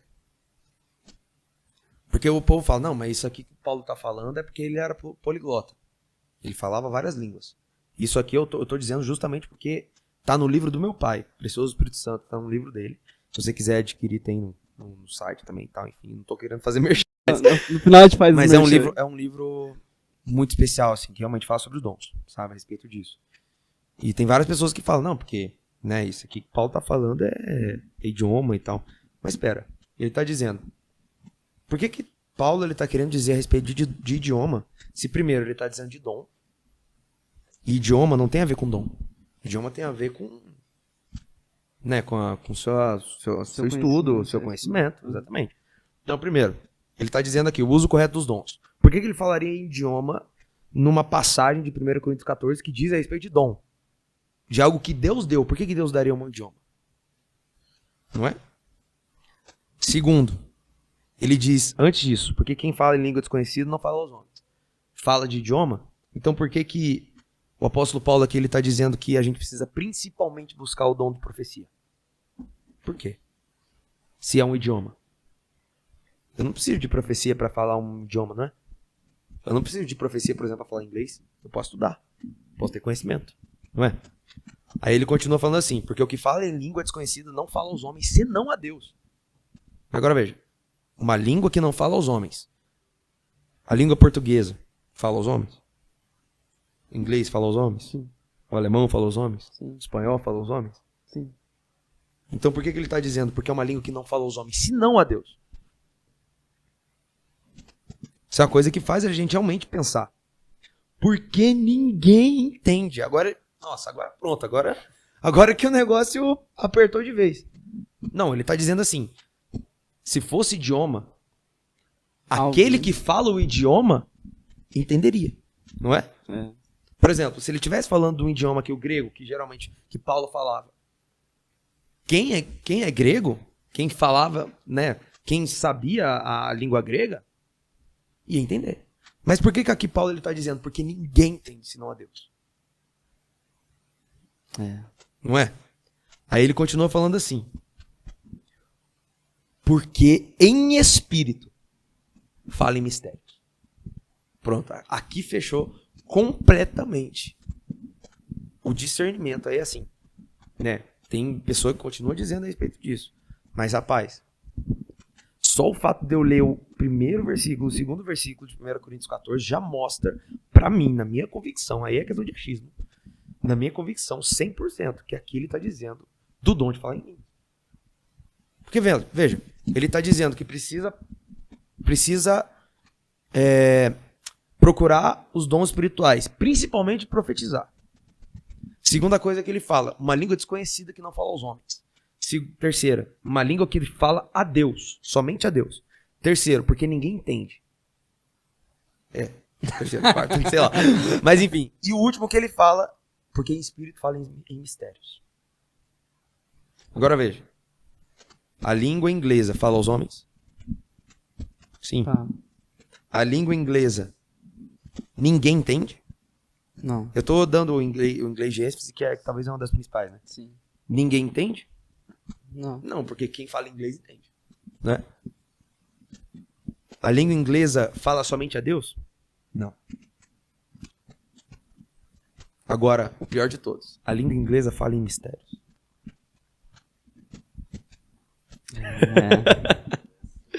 Então é isso que a gente precisa entender. Aí vem aqui, ó. Mas o que profetiza, fala aos homens para edificação, exortação e consolação. As três principais coisas. Para edificar, exortar e consolar. Agora veja. O que fala em uma língua desconhecida edifica a si mesmo. Aí é o que você está falando, da questão de cessar os dons e tal, né? Que a gente vive num corpo corruptível. A gente vive num corpo corruptível, um corpo defeituoso, cheio de erros e tal. O dom de falar em línguas foi dado a nós justamente para santificar, cara. É aqui que ele está dizendo. Edifica a si mesmo. Mas o que profetiza O ato de profetizar aqui que ele está dizendo, aí sim, se a gente pegar a palavra original que é pregueira, esse ato aqui de profetizar é o ato da pregação. Aí os tradicionais realmente nessa parte estão certos. Só que eles esquecem de falar da primeira parte. O que fala numa língua estranha, desconhecida, edifica-se a si mesmo. Tá entendendo? Agora veja. E é o que Paulo fala, verso 5. E eu quero que todos vós faleis em línguas, mas muito mais que profetizeis. Porque o que profetiza é maior do que o que fala em línguas. A não ser que também interprete, para que a igreja receba edificação. Mas aí pronto, não, aqui ele está dizendo exatamente que não pode falar em língua em cima do altar. Será? Será mesmo? 6. E agora, irmãos, se eu for ter convosco falando em línguas, que vos aproveitaria, se não vos falasse ou por meio da revelação, ou da ciência, ou da profecia, ou da doutrina? O que ele está dizendo? Em outras palavras, o que ele está dizendo aqui? Nós precisamos ter o nosso culto racional. Muito maior aquele que profetiza, aquele que prega, do que aquele que fala em línguas. Porque aquele que fala em línguas edifica a si mesmo. Aquele que profetiza edifica a igreja. Não é? Uhum. Porém, se eu for falar convosco falando em línguas, o que eu falaria? A não ser, é o que ele está dizendo, que vos aproveitaria se não vos falasse ou por meio da revelação, ou por meio da ciência ou da profecia. Em outras palavras, a única maneira, não é a única maneira, mas talvez o único momento em que você pode falar em línguas em cima do altar é no momento da revelação. No momento da profecia. No momento da ciência, que é a parte lá daquela parte que ele está dizendo a respeito da unção. É isso que ele está dizendo. Então, assim, eu particularmente, eu realmente não sigo aquela ideia de quando eu estou pregando, eu começo a falar em línguas. Porque o falar em línguas é algo que exige muito a questão da unção, cara. Então, assim, quando eu estou pregando, eu estou exercendo o profético, né? O profético, exatamente. É o que ele está dizendo aqui. Muito maior aquele que prega do que aquele que fala em línguas. Ou seja, quando você estiver pregando, você tem que focar a sua mente total, 100% na pregação. Uhum. Não é? Da mesma sorte, se as coisas inanimadas que fazem som, seja flauta, cítara, não formarem som distintos, como se conhecerá o que se toca com a cítara? Porque se a trombeta der som incerto, quem se preparar para a batalha?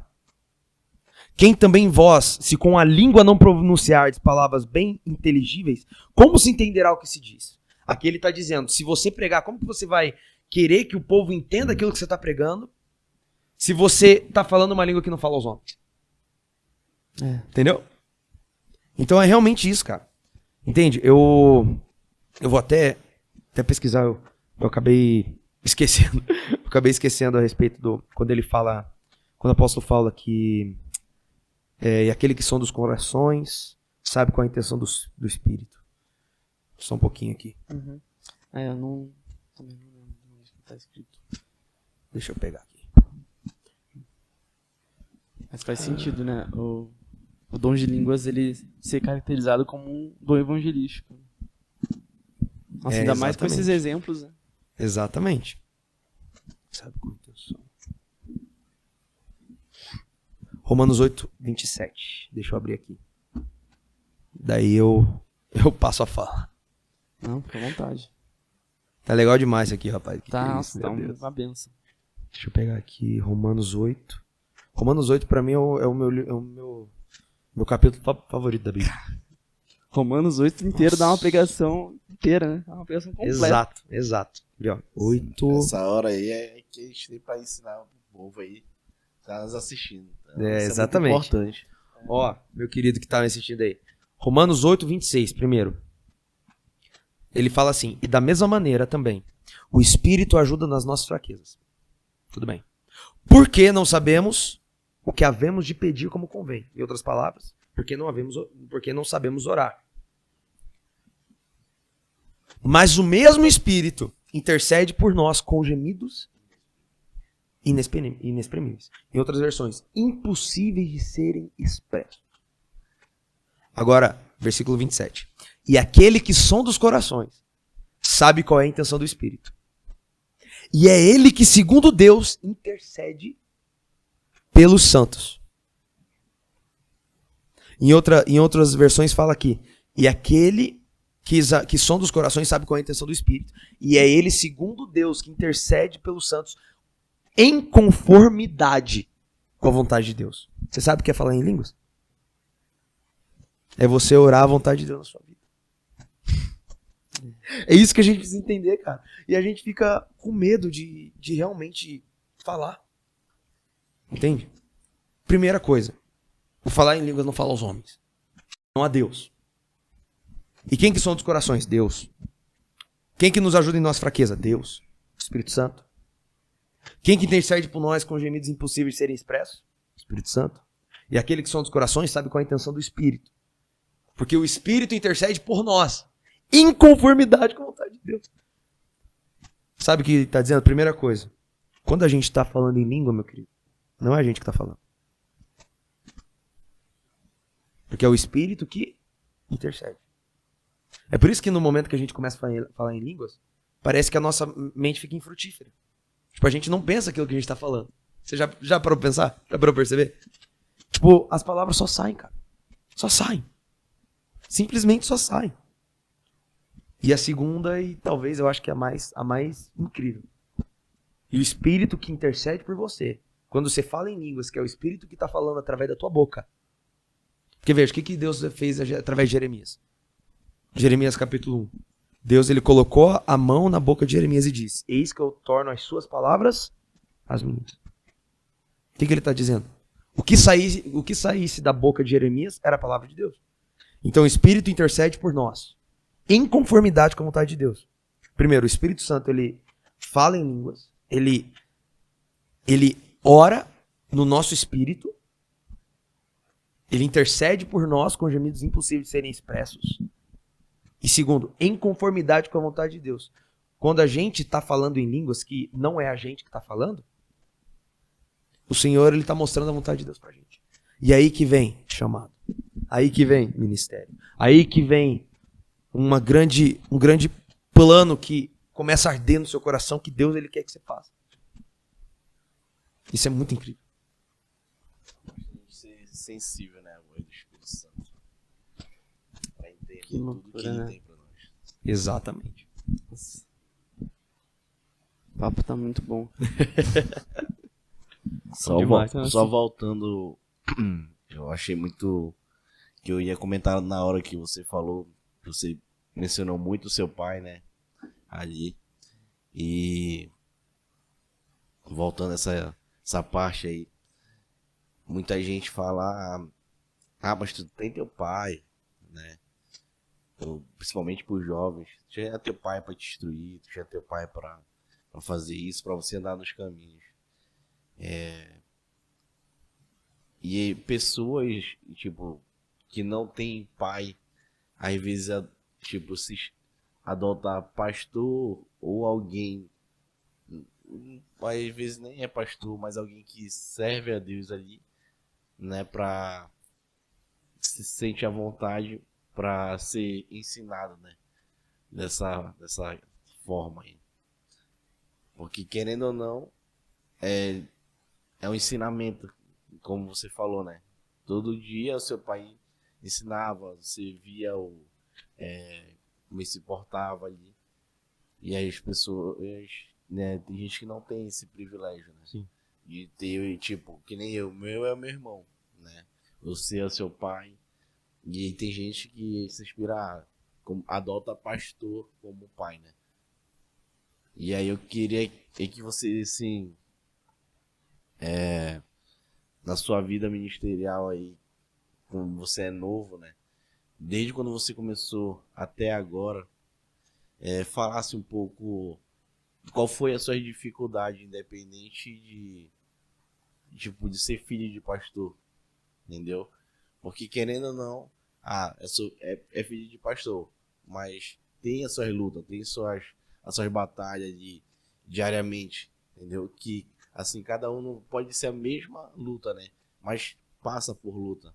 E assim, que você tem de ensinar de experiência para essas pessoas que não tem assim, um pai, mas tem alguma pessoa que possa instruí-la, né? Ensinar, né? Fosse uma referência, isso. A palavra certa é essa.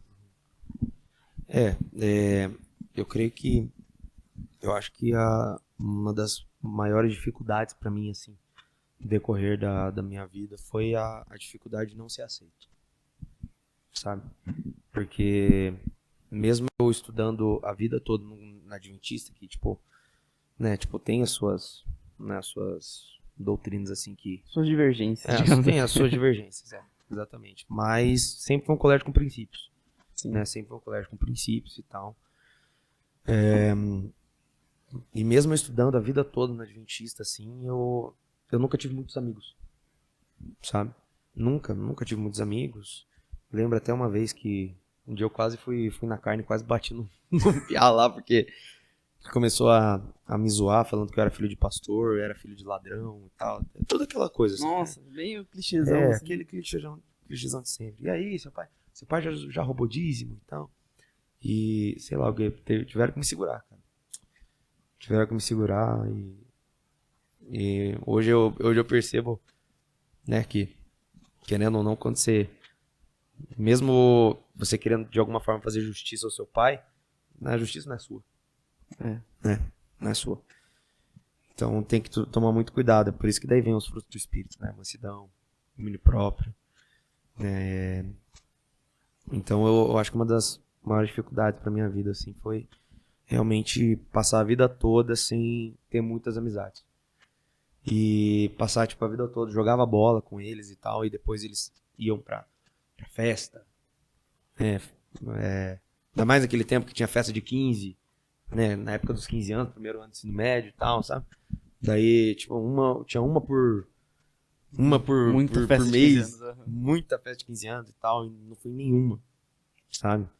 Eu não ia em nenhuma e tal. Só que a questão foi o seguinte, o que eu comecei a perceber é que, mesmo isso sendo uma dificuldade pra mim, mesmo sendo uma dificuldade, o fato de eu não ter muito amigo, o fato de eu não ir nas festas não foi pelo meu pai que me obrigava. Era eu que simplesmente não queria. Depois eu comecei a refletir sobre isso. E aí que vem aquela questão, sabe? Eu querendo fazer o que meu pai faz, eu começo a agir como ele age. Eu começo a andar com as pessoas certas. Eu começo aí que tem que Deus fala para não entrar na roda dos escarnecedores e tal, para você guardar o seu coração. E durante muito tempo da minha vida eu realmente ficava chateado.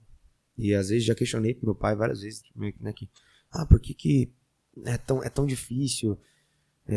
Porque eu sou filho de pastor e eu não tenho amigos, não me chamo mais pra nada, né? Me chamo de crentinho pra lá e pra cá e tal. E meu pai, ele sentou na minha frente e falou assim: filho, você sabe por quê que eles nunca vão te aceitar? E assim, eu realmente ficava chateado, sabe? Eu chorava pra ele. A verdade é que seus amigos, eles nunca vão te aceitar. Sabe por quê? Porque você vai ser odiado pelo mundo. Essa é a promessa de Deus. O que Deus, ele realmente disse, que Jesus, ele realmente disse, é que a gente ia ser odiado pelo mundo. E é por isso, pelo fato de você ter princípios que você não pode quebrar, você não pode fazer aquilo que eles fazem, eles acabam te deixando de lado.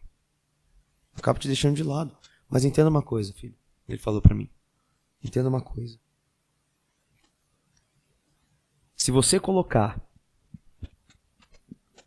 água num recipiente e você colocar, sei lá, terra ou alguma coisa lá, e você coloca lá, você deixa a água lá, e se você molhar o seu dedo com detergente, não sei se você já fez esse experimento, eu já fiz.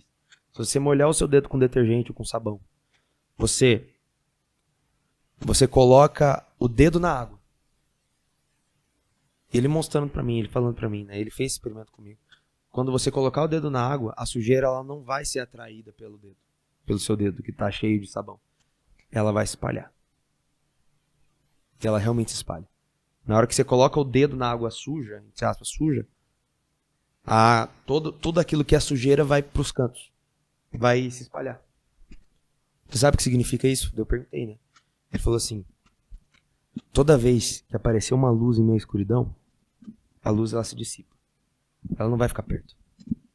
Em outras palavras. A escuridão vai se dissipar. A escuridão se dissipa. Em outras palavras, toda vez que você, que é a luz na sua escola, você tá perto daquele povo que não conhece a Cristo, eles não vão querer ficar perto de você. Porque aquilo que brilha incomoda. E realmente, depois disso, eu realmente comecei a notar isso, sabe? Eu comecei a deixar Deus agir.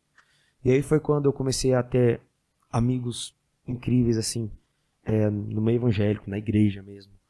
Tenho grandes amigos aí ao redor do Brasil e tal. Grandes amigos, muito, assim, que hoje eu realmente posso chamar de irmão, sabe?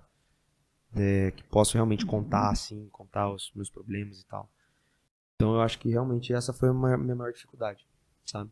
Entender que mesmo eu sendo filho de pastor, eu ia ter realmente essa dificuldade. Porque eu pensava que, tipo, eu sou filho de pastor, eu sou um super-homem. Mas não. Muito pelo contrário, a gente vai ter ainda mais problema. Né? A gente vai estar ainda mais propício a problemas, a se sentir solitário, se sentir sozinho. E aí foi que eu preguei na conferência. Jeremias, ele se sentiu solitário. Todo mundo chamava Jeremias de louco. Elias se sentiu solitário. Todo esse povo que realmente entrega a sua vida para o chamado tem que aprender a conviver com a solidão. Isso realmente é um fato. É um fato mesmo. E por isso a importância da referência, né? Exato. Essas crianças e adolescentes que infelizmente não têm referência em casa, né? Eles terem pastores, terem líderes que eles podem ter essa referência. São esses líderes, esses pastores que vão ter conselhos assim, né? De preparar para a criança ou adolescente para a vida mesmo, né? Com certeza. Preparar eles de forma que eles entendam que você pode realmente não ser gostado pelo mundo, não ser gostado pelos outros. Né? E é isso que Jesus ele disse, né? Ele falou assim, ensina a criança no caminho. Ele não fala o caminho, ele fala no. Ensina a criança no caminho que deve andar. Sabe o que ele está dizendo? O fato de você ensinar não é você apontar, é pra lá. Não. É você falar assim, vem aqui que eu te guio. É no caminho que você ensina. Ou seja, é com a sua vida. Faz o que eu faço. E nesse faz o que eu faço, eu queria entrar num assunto mais legal também. Até voltando um pouco, que a gente estava falando dos dons, né? A respeito de cura. Você já foi usado para cura? Já presenciou alguma cura, assim, algum testemunho que você acha interessante contar? Rapaz, de novo eu volto a repetir, eu louvo a Deus pelos meus pais, sabe? Meu pai, ele nasceu com realmente esse ministério evangelístico, sabe? Então durante muitos anos, ele fazia muitas cruzadas. Então, em Ipatinga, Minas Gerais, ele reuniu 100 mil pessoas em Ipatinga. Em Santarém, 60 mil pessoas no estádio em Santarém. Santarém. Então, ele realmente foi usado muitas vezes com cura. Muitas vezes. A última cruzada que a gente teve foi em Ponta Grossa. No Centro de Convenções do Avivamento da Igreja Cristã Presbiteriana. É uma presbiteriana renovada. Que é mais pentecostal que muitas igrejas pentecostais. Aí a gente fez essa cruzada aí, eu acho que foram 6 mil pessoas. No Centro de Convenções, que é a igreja lá mesmo. Né, eles têm 15% da cidade já. Para Jesus. E durante a mensagem, a ministração dele, entrou uma mulher desesperada com a criança no colo. Meu filho morreu. Ela saiu do SAMU, meu filho morreu. Daí meu pai foi lá orar e a criança já estava roxa já. Então ele orou e falou a mesma coisa que Elias falou. Todos saibam que tu és Deus. E rapaz, a criança ressuscitou, cara. A criança voltou à vida. A criança voltou à vida. Já teve várias vezes, nossa. Inúmeros assim, paralíticos andando. Cegos enxergando. Surdos. Gente que tinha tumor vomitando a bola de câncer, assim, sabe? Gente que não tinha um olho, cara. Não tinha a pupila do olho. Deus realmente faz um milagre construtivo, um milagre criativo. Deus cria o olho da pessoa na hora. Nossa. É um negócio surpreendente. Então, assim, meu pai, ele realmente é usado, foi muito usado e continua sendo usado assim, no ministério de cura, é sobrenatural. E, assim, eu sou um pouco menos, eu sou menos, sabe? Eu falo que eu sou um pouco diferente do meu pai, eu sou mais pastorzão, assim, sabe? Eu gosto daqui, ó, eu gosto daqui, tempo de mesa. Tempo de mesa, assim, se um rapaz quiser conversar comigo, pedir conselho e tal durante 3 horas, eu fico às 3 horas. Agora, evangelista, rapaz. Meu pai é até engraçado, ele fala assim, não, se chegar um rapaz, ó, pastor, você me dá 30 minutos, vamos negociar pra 5? Ele é desse jeito. Mas Deus já me usou, graças a Deus, com ministério de cura, né, eu já orei por um paralítico, ele andou, cego, tinha câncer também. Então, né, poucas vezes ao longo do meu ministério que tá iniciando, mas graças a Deus já tenho alguns momentos muito marcantes. Nossa, glória a Deus. Né? Eu ia fazer essa pergunta aí, qual era uma história assim dele, tipo assim, que foi mais impactante em todo o teu ministério, mas acho que já respondeu já. Esse de Ponta Grossa foi recente? Cara, não tenho dúvida. Foi no começo de 2022. Nossa, foi recente. É recente, começo de 2022. Mas eu acho que o maior milagre, cara, o maior milagre que eu já presenciei, eu acho que foi um milagre na minha vida. Porque eu com 5 anos eu acabei pegando uma doença, uma pneumonia. Só que essa pneumonia desembocou numa doença muito rara, chamada Staphylococcus. Não sei se conhece. Não conheço. Que ela é uma bactéria que ela vai diretamente no pulmão. E ela vai consumindo tudo que está dentro do pulmão. Então assim, a pessoa ela fica com essa sequela pro resto da vida. E eu tinha 4 anos de idade quando eu tive essa doença. Então eu não podia mais fazer nada. Fiquei internado, durante 35 dias eu fiquei internado. E nos últimos dias que eu fiquei internado no Hospital Vitória. No Hospital Vitória ali pra quem é de Curitiba vai saber, ali no SIC, ali na Vitória, na Avenida das Torres ali. Não, Jardim das Américas. No Jardim das Américas, e antes era o antigo Milton Muricy. Eu lembro até hoje, cara. Tinha 4 anos de idade.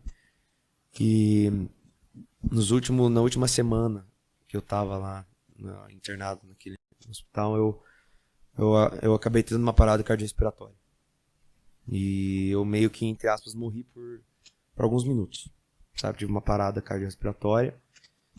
E nesse dia que eu tive essa parada, o médico ligou pro meu pai tava numa cruzada. No estádio do Lanús, na Argentina. Nossa, na Argentina. 45 mil pessoas lá. No estádio do Lanús. O médico liga pra ele e fala, ó, seu filho acabou, sinto muito, mas seu filho acabou falecendo. E antes de mim, meu pai já tinha perdido um filho. Sabe, ele teve antes de mim, assim, minha mãe ficou grávida, só que infelizmente acabaram perdendo. Aí depois veio eu. Mas só que com 4 anos depois, tipo, eu já... Né, o médico já tinha falado que ele já tinha perdido também o outro filho. E quando ele desligou aquilo, veio o diabo na consciência dele falando, tá vendo? Tá vendo que Deus ele te faz de palhaço? Você tá aqui perante 45 mil pessoas, cegos vão enxergar, surdos vão ouvir, paralíticos vão andar, e o seu filho tá lá no Brasil morrendo. E meu pai, ele falou assim, igual Jó. Nu, eu saí do ventre da minha mãe. Nu, eu vou voltar para lá. O Senhor deu, o Senhor tomou. Bendito seja o nome do Senhor. Rapaz, quando ele falou isso, ele pregou. No dia seguinte ele voltou. Tinha conversado com minha mãe para organizar, né, o enterro e tal, o velório. Quando ele voltou, ele chegou no aeroporto de Curitiba. Minha mãe chega e vem uma criança gordinha correndo pros braços dele. Era eu, cara. Era eu. Nesse exato momento. Era eu. Meu Deus. Então, assim, eu não digo só pelo fato de ser eu, mas, assim, hoje eu realmente percebo o porquê que Deus, ele realmente me curou, sabe? Por que Deus, ele realmente me curou? Porque essa chama que tem no meu coração pelos perdidos, essa chama que tem no meu coração por resgatar, saquear o inferno, saquear aqueles que realmente precisam, cara, é um negócio que eu levo pra vida toda, sabe? Quase todas as vezes depois que meu pai e eu, a gente ministra em umas igrejas assim, a gente fala assim, já, verdade, a gente não presta pra mais nada. Nossa vida acabou. A gente não presta pra mais nada. Se tirar isso da gente, a gente não é mais ninguém. Sabe? E essa realmente é a verdade. Realmente é verdade, assim, se realmente Deus, ele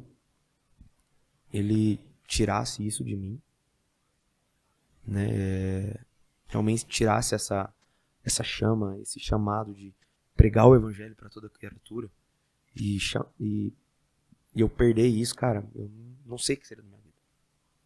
Realmente eu não sei o que seria da minha vida. Para mim talvez seria mais fácil eu morrer do que continuar vivendo. Hoje a minha oração diariamente é a oração que David Brenner fez para Deus uma vez, que ele foi um evangelista que ganhou 50 mil índios canibais em Massachusetts, nos Estados Unidos. E ele falou assim: Senhor, me dê almas ou tira a mim. E eu realmente estou assim, sabe? Eu oro direto, sim, diariamente eu oro e falo com o Senhor assim: Senhor, o Senhor pode tirar tudo de mim. Se o Senhor quiser, tira minha família. Tira minha casa. Tira os meus bens. Tira tudo de mim. Só por favor, não tira de mim essa chama essa chama de amor que eu tenho por você. Porque a verdade é essa, cara. Tipo, a chama de amor que sustenta. Amar Jesus de todo o coração é o que sustenta a gente. É o que Pedro, ele teve. Tu és o Cristo, Filho do Deus vivo. E Jesus falou: pois eu digo que tu és Pedro. E sobre essa revelação que você teve, sobre essa revelação de quem eu sou, eu vou edificar minha igreja. A igreja edificada é a igreja que tem a revelação de quem Jesus é e o que ele significa pra gente. Não somente aquele Jesus que subiu no madeiro e morreu, mas aquele que ressuscitou.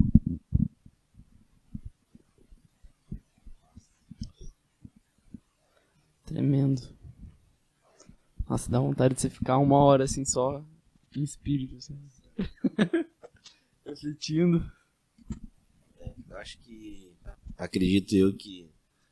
Não sei se é a mesma coisa que você sente, mas nas suas... com essa... Tipo, você vê uma pessoa ser curada, você vê uma pessoa ser tocada, você vê a transformação de uma pessoa. Não sei se o seu sentimento é o mesmo quando eu vejo o testemunho de uma pessoa. Entendeu? Tipo, eu vejo o testemunho de pessoas que mudaram de vida, que, tipo, do dia pra noite, e assim, que não tinha explicação, que não tinha jeito, que só Deus mesmo. Quando eu vejo esses testemunhos, é tipo como se fosse um combustível pra mim continuar. Acredito que pra você é assim também. Com certeza, 100%. 100%. O mesmo sentimento que eu sinto, assim, o fato de arder no meu coração quando alguém realmente conta um testemunho, isso me faz sentir ainda mais perto de Cristo. Por quê? Por que faz eu me sentir perto de Cristo? Porque assim, aqueles que estão perto de Cristo são aqueles que se prostram, como eu preguei. né? Aqueles que se humilham e tal, aqueles que se sentem inferiores aos outros. E quando eu realmente sinto no coração, eu sinto no coração alguém dando um testemunho pra mim, e eu sinto a mesma coisa do que eu vendo ou eu recebendo aquela cura, eu começo a sentir assim, não, então isso significa que eu não sou melhor que ninguém. Isso significa que eu não sou o favorito. Isso significa que o que eu posso receber, a outra pessoa também pode. Isso realmente é algo que realmente toca muito no coração. E muitas das vezes eu fico ainda mais emocionado com os testemunhos das pessoas do que quando eu vejo o que acontece comigo. Porque daí eu testo a minha fé.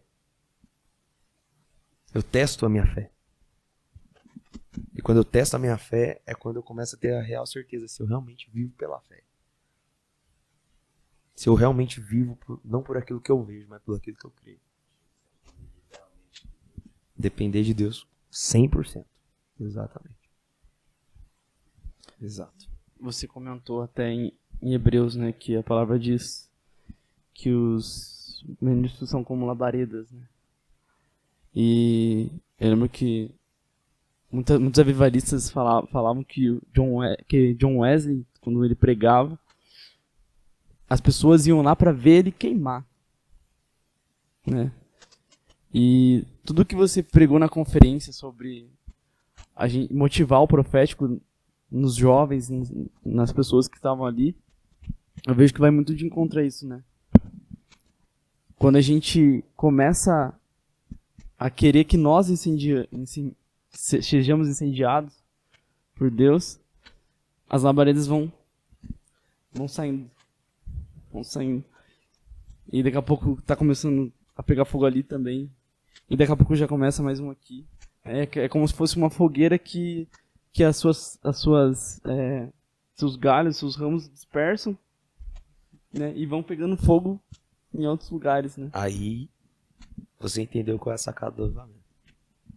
O avivamento não é quando a brasa ela queima, quando ela se espalha. Então por isso que todo avivamento ele começou com pelo menos com pouquíssimas pessoas.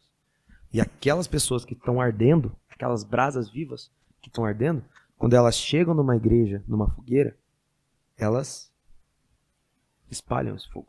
Aí é quando vem os grandes movimentos. Aí é quando vem as grandes multidões. Então realmente é isso, né? John Wesley é uma das minhas principais referências assim também. Sabe, depois dos apóstolos, acho que foi um dos maiores avivalistas que esse mundo já teve. O cara ganhou 3 milhões de almas em cima de um cavalo, cara. Um cavaleiro de Deus. Exatamente, tipo assim, claro, a gente não tira o mérito de Billy Graham, que ganhou 5, só que assim, Billy Graham tinha avião, tinha programa de televisão, tinha rádio. Rapaz, John Wesley só tinha um cavalo. E ganhou 3 milhões de almas. E John Wesley realmente falava, né? Eu me coloco em chamas. Eu me coloco em chamas. O povo vem pra me ver queimar. E a mesma coisa ele fala, né? Porque se o púlpito pegar fogo, as cadeiras vão incendiar. Aí Charlie Mahmood ele continuou essa conversa de John Wesley. A melhor forma de avivar uma igreja é colocar uma fogueira no altar. Exatamente. Esse é o segredo, cara. Esse você matou a charada. Esse é o segredo. É transbordar. Exatamente. Quando as brasas, elas se dissipam. Você comentou que você também tá ativo também nesse ministério itinerante, né? E o que você vê hoje de ministros nas igrejas? Você tem visto que esse avivamento está realmente acontecendo em alguns ministros? Você realmente vê Deus movendo ministros? Qual que é a tua visão quando você prega em outros lugares? Assim? Rapaz, não só creio, como também eu vejo, sabe? Eu vejo que tem tantas pessoas aí que estão queimando, cara. Queimando mesmo. Assim, o que você viu hoje aí, cara, tá acontecendo no Brasil todo. No Brasil e afora. Por que eu penso que o avivamento ele vai vir do Brasil? Porque a gente nunca viveu um avivamento. A gente já viveu grandes movimentos, mas um avivamento assim, tipo a ponto de John Wesley, não. É por isso que eu creio que esse último avivamento vem do Brasil. sabe? Vem de solo brasileiro. Então eu realmente vejo que tem gente queimando, cara.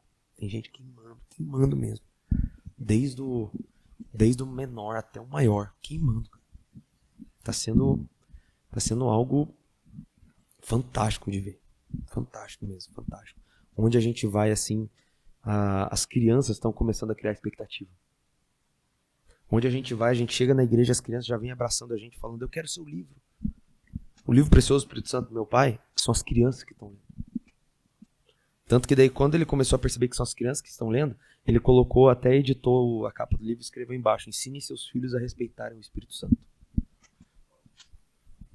E assim, cara, se você abrir o livro, é um livro completamente didático. Que fala sobre os dons, os 9 dons, 5 ministérios, 8 operações, sabe? Os atributos de Deus e tal. Então assim, não é um livro que, se você ler, ele tem um meio para crianças. Só que as crianças, elas estão lendo, elas estão se apaixonando, cara. As crianças assim afora. Sabe? Tipo, chega na gente e fala, eu assisto todas as suas pregações, pastor. Criança de 7, 8 anos de idade. Tipo, criança que podia estar assistindo, sei lá, Barbie. Hoje não, né? Mas, tipo assim, né? Tipo... Brincando com a Barbie antigamente. Brincando com a Barbie, é. Mas, tipo assim, gente que tem essa... Tá tipo, com a idade, assim, que se for pegar a normalidade, tá nessa... né? Assistindo tudo. Desenho, série, brinquedo e tal. TikTok e todas essas coisas aí. YouTuber, Minecraft, essas coisas assim, sabe? Cara, mas assim, ver essas crianças assim, tipo, abrindo mão dos videogames, abrindo mão das séries, abrindo mão dos desenhos, dos brinquedos pra realmente ter uma vida desde pequeno de relacionamento com o Espírito. Cara, isso não tem nada que pague, cara. Nada. E até hoje, assim, a gente tá vivendo isso durante já uns 2 anos. Mas até hoje a gente não acostuma. Até hoje. Não acostuma, cara. Mas assim, lá na sua igreja lá, onde você é de jovem, né? Já tem... Eu vou falar da criança, que nós estamos falando de criança. Já tem criança assim que, vamos dizer assim, se interessa, vamos dizer, já pra ministrar uma palavra. Tem alguma função no ministério? Alguma coisa assim? Ou até mesmo jovem já, mas um jovem bem novo. Na verdade, assim, nós passamos por um período de reconstrução na igreja. Tem muitas pessoas que acabaram se desligando da igreja. Mas porque teve um período que meu pai acabou passando por um burnout, né, com estresse de viagem e tal. Ele acabou estafando e ficou muito tempo fora, sabe? E nesse período que ele ficou fora, teve bastante gente que acabou saindo. Então nós temos poucos jovens, pouquíssimos, sabe? Então os jovens em si ainda não despertaram para esse meio de pregação e tal, sabe? Agora, no meio das crianças, eu vejo que as crianças elas estão se interessando e começando pelo ministério de dança. Então, tipo assim, as crianças, todos os cultos lá, eu quero dançar. E eu vejo que começa assim, né? Começa com a dança, daí depois vai subindo, depois quer cantar uma música, aí quer fazer, tipo, sei lá, um teatro, aí quer dar uma palavra na rede de crianças. E assim começa. O que a gente precisa entender é que, assim, Deus, ele não pula processos, né? Para você viver o propósito, você precisa viver o processo. Porque não existe propósito sem processo, né? Se você pular você acaba queimando, né? Então, Deus, ele unge desde o começo para que essa criança, ela nunca mais esqueça. Eu não lembro o que eu comi ontem no almoço. Agora eu lembro exatamente o dia que eu fui cheio de Espírito. Lembro até hoje, cara. Tava em Brasília, tinha 8 anos de idade. Estava em Brasília, na igreja do meu avô, uma Assembleia de Deus. Comecei a sentir uma dor tão grande, assim, tipo, no meu corpo todo. Eu começava a urrar, cara. Eu chorava. E aí meu pai chamou eu em cima do altar e eu comecei a falar em línguas. Eu nunca tinha falado na vida. Então, realmente eu vejo isso, sabe?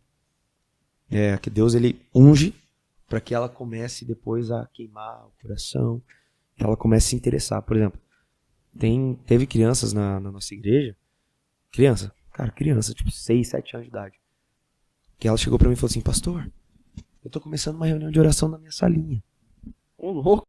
Paz, todos os dias aquela menina, ela reunia 5, 6 amiguinhas e orava. Na escola. 6 anos de idade, cara. É chocante ou não é? Nossa, a gente não é nada, né, cara? Tá entendendo?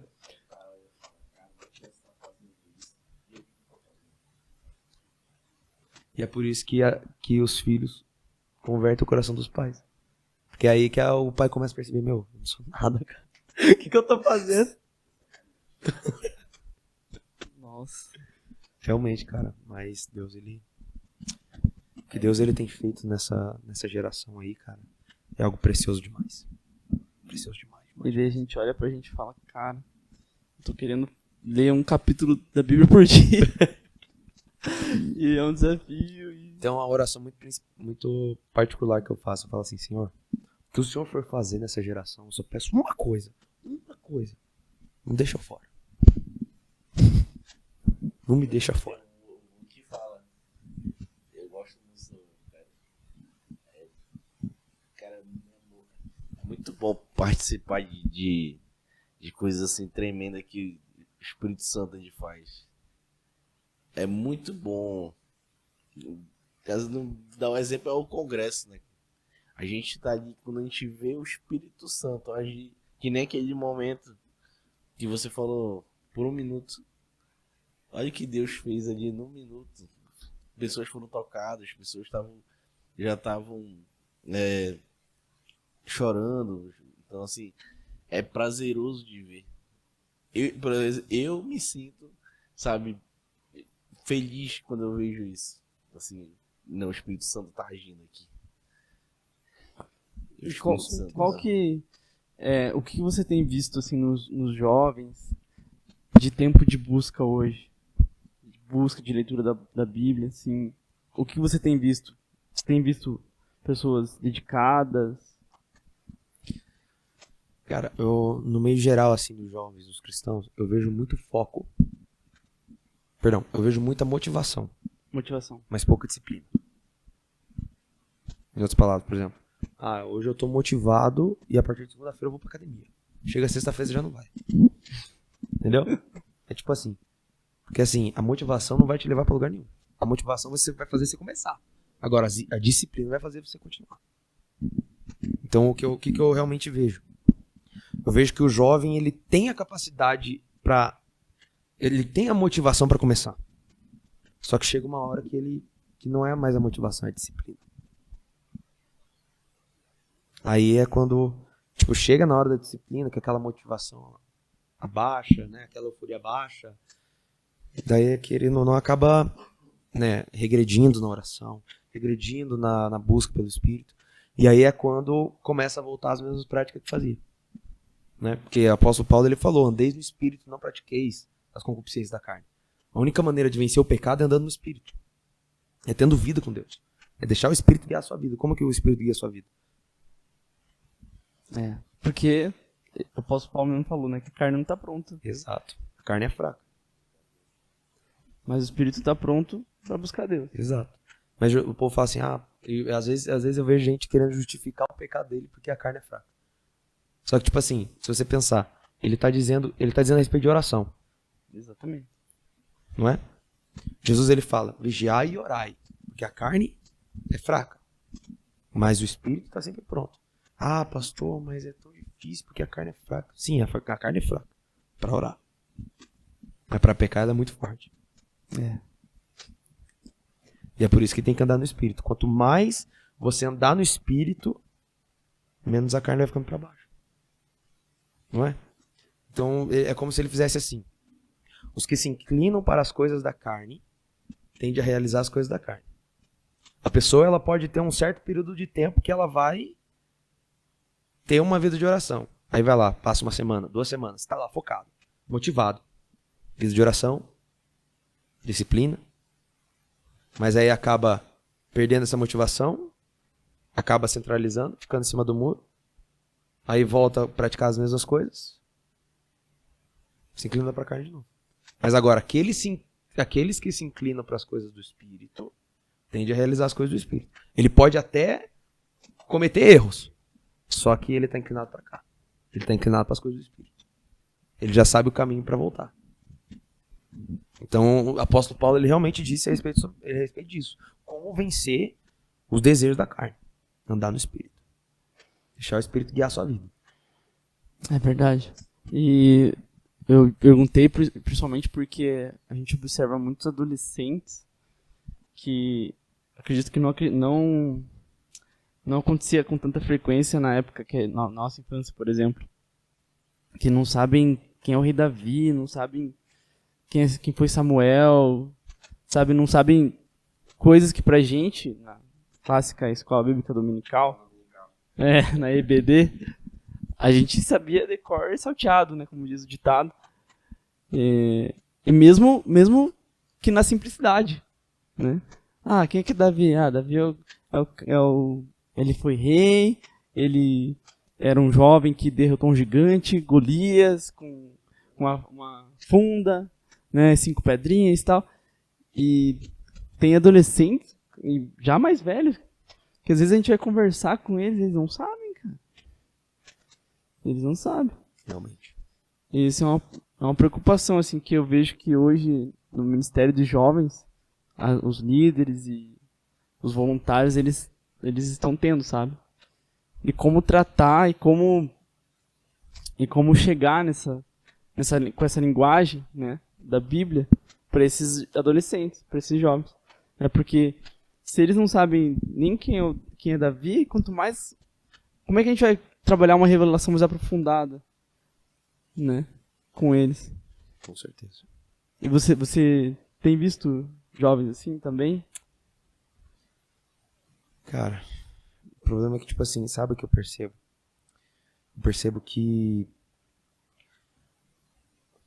as pessoas de hoje, não só, tipo, jovens e tal, mas elas conhecem muito, tipo, elas conhecem muito a palavra, né? Tipo, sabe quem são os profetas, sabe quem são os avivalistas, sabe quem são todos esses homens. Mas é só, entendeu? Tipo, é só conhecem, mas não querem realmente viver aquilo que eles viveram. Sabe? Então, não sei se é basicamente isso que você está perguntando, mas é tipo isso. Né? Eu entendo que você está falando do outro lado, né? Das pessoas que cresceram com essas histórias na cabeça, só que diferente dos adolescentes hoje que não sabem as histórias, elas até sabem, mas não estão imersos ali, né? Sim. O que a gente precisa ter em mente é que, tipo, jovens, crianças, adolescentes têm uma cabeça ainda um pouco mais imatura, né? Mas assim, né? Não que ela não precise, tipo, abrir a Bíblia e tal, tipo. Isso já é uma coisa que meu pai já me ensinou desde pequenininho. Assim, ele nunca me obrigou a ler a Bíblia, nunca me obrigou a orar, só que a vida toda ele me contava sobre as histórias. A vida toda. Entende? E conforme o tempo foi passando, eu comecei a me aprofundando mais e eu comecei não só a saber aquilo, mas também a querer viver o mesmo. Entende? Então, realmente o que eu noto realmente é isso mesmo. Sabe? É isso aí. Bom, acho que estamos chegando no fim. Cara, o papo tá muito bom. Muito demais. Pergunta aí. Não, fica à vontade. Pergunta aí, mano. Não, pergunta aí. Fica suci, que é isso. Uma comparação aí em relação a jovens, né? Que eu vejo muito também. Meio parecido com a história do jovem rico, né? Que chega o mestre, mas o que faria para herdar a vida eterna? E aí o mestre fala sabe os mandamentos, você cumpre os mandamentos, sabe? Mas quando ele fala, isso eu já sei, isso eu já pratico. Mas quando ele fala, então vende tudo que tu tens, dá aos pobres e segue. Quando eu acho que mexe no onde o coração do jovem tava, tipo, poxa, vou ter que fazer isso aqui, vou deixar poxa, tipo, nessa história do jovem rico, eu tenho que deixar minha riqueza, poxa, tudo que eu tenho, cara, pra falar, não. Aí o jovem se vira de costas e vai embora. Eu comparo com, assim, hoje em dia, tipo, o jovem, poxa, eu vou ter que fazer isso aqui. Se for só pra fazer isso aqui pra igreja e tal. Agora, quando, tipo, criar compromisso, estar na igreja, porque querendo ou não, é um compromisso, cara. Entendeu? Não é de qualquer jeito, entendeu? É um compromisso. Aí o jovem já dá um passo pra trás, assim, tipo, não, isso assim eu não quero, não. É um compromisso mais... Então, assim, não são todos, né? Tem os jovens que não estão dispostos ali, mas eu já vi bastante jovem que tem essas atitudes, né? Não, mas eu não quero fazer isso, não. Isso eu não quero, não. É muito muita responsabilidade, exatamente. Mas agora você vê como não é só o conhecimento que faz você ter relacionamento com Deus. Por exemplo, o jovem rico, ele sabia. E Jesus, o que Jesus falou pra ele? Então vende tudo que você tem. Vende tudo que você tem, dá aos pobres e me segue. Então o que ele estava querendo dizer? Primeira coisa, a gente não pode servir a dois senhores. Isso mesmo, o próprio Deus falou. A gente não pode servir a Deus e a Mamon. E ele falou, qual o rosto de quem que está na moeda? De César. Então dá a César o que é de César. E dá a Deus o que é de Deus. Então ninguém pode servir a dois senhores. E ele disse exatamente isso. Que o dinheiro, eu acho que hoje é uma das principais coisas que toma o lugar de Deus na vida de alguém. Uma das principais. É exatamente o que ele falou. Tipo, vende o que você tem. Ou seja, abandona tudo que você tem para trás. E me segue. Ou seja, é uma nova vida que você vai começar a fazer. É uma nova vida que você vai começar a ter. E o que se trata a respeito dessa vida? Você entender que não somente conhecer os mandamentos, mas você viver com a palavra. Quem que é a palavra? João 1:1. No princípio era o verbo. Jesus. O verbo estava com Deus e o verbo era Deus. É por isso que ele diz, você conhece a palavra? Então me segue. Porque todos os mandamentos, toda a palavra, toda a lei é constituída em uma pessoa. Seguir a Jesus. Porque se você seguir a Jesus, você ama ele de todo o coração. Se você seguir a Jesus, você não cobiça. Se você seguir a Jesus, você não mata. Se seguir a Jesus, você não tem outros deuses. É isso. Esse é o segredo do evangelho. Tomar a sua cruz. Tomar o seu fardo. E seguir Jesus. Ser discípulo. Então realmente é isso que a gente vê. Pessoas que realmente conhecem, mas não praticam. E um fardo que é leve, né? Que Jesus nos dá. Se a gente for tomar o nosso fardo do jeito que a gente acha que é, assim a gente vai colocar a gente não consegue. A gente não consegue, né? Mas quando a gente entende que é por Jesus e através de Jesus, aí ele troca o fardo com a gente. Ele vem, a força vem dele. Tanto que Moisés falou para Deus, né? Moisés lá no Monte Horebe, ele falou pro Senhor, eu não irei se a tua presença não for comigo. Ele falou assim, não, isso aqui é pesado demais para carregar sozinho, eu preciso da sua ajuda. E Deus foi lá e ajudou. Olha Deus. Cara, bênção demais, mano. Bênção demais. O papo, a palavra, conferência Grace. Bênção demais. Deus continue te usando. Amém. Deus continue trazendo vidas para serem salvas através da pregação da tua palavra, da palavra dele por você. Eu me senti muito honrado, sabe? Me senti muito honrado. Já conhecia há bastante tempo já a Lifehouse. É a primeira vez que eu vim, né? Que eu vim aqui, mas eu já conhecia pelo Pastor Cliff lá da Live, né? Porque, não sei, pra quem não sabe, o Pastor Cliff já foi da nossa igreja. Ele foi um discípulo muito... Foi um discípulo há uns anos atrás do meu pai. Aí quando a gente foi pra Campo Largo, a gente foi pra Campo Largo e tal, o pastor Cliff dele chegou junto com a gente. Aí depois, daí ele abriu a live. Ele abriu a live, antes era Graça Church, daí como meu pai ele não tinha essa margem de pastoreio e tal, por perto e tal, daí ele falou, meu amigo, sinta-se livre pra abrir o que você sentiu no seu coração aí, e Deus tem feito grandes coisas na vida do pastor Cliff. O pastor Cliff e a pastora Dani são dois grandes amigos que a gente tem, grandes amigos, e deles eu conheço, deles que eu conheci a Lifehouse. Daí tem o pastor Alexei ele é primo da minha noiva. Ah, é? É. Ele é primo da minha noiva. Fora da curva demais. Ô, Alexei, toma vergonha na cara. Mas bem que eu suspeitava, hein? O pastor Cliff também tem essa pega de evangelista aí. Tem uns negocinhos de evangelista ali nele. Ele é incrível. Ele é incrível mesmo, tem um coração de ouro. Pastor Cliff, está convidado para ser também nosso podcast. É isso aí. Beleza? Mas foi uma honra, cara. Foi uma honra. Cara, a honra é nossa. A honra é... Eu moro a 10 minutos daqui, cara. Sempre que você precisar. Nossa, então fechou. Sempre que vocês precisarem. Fechou.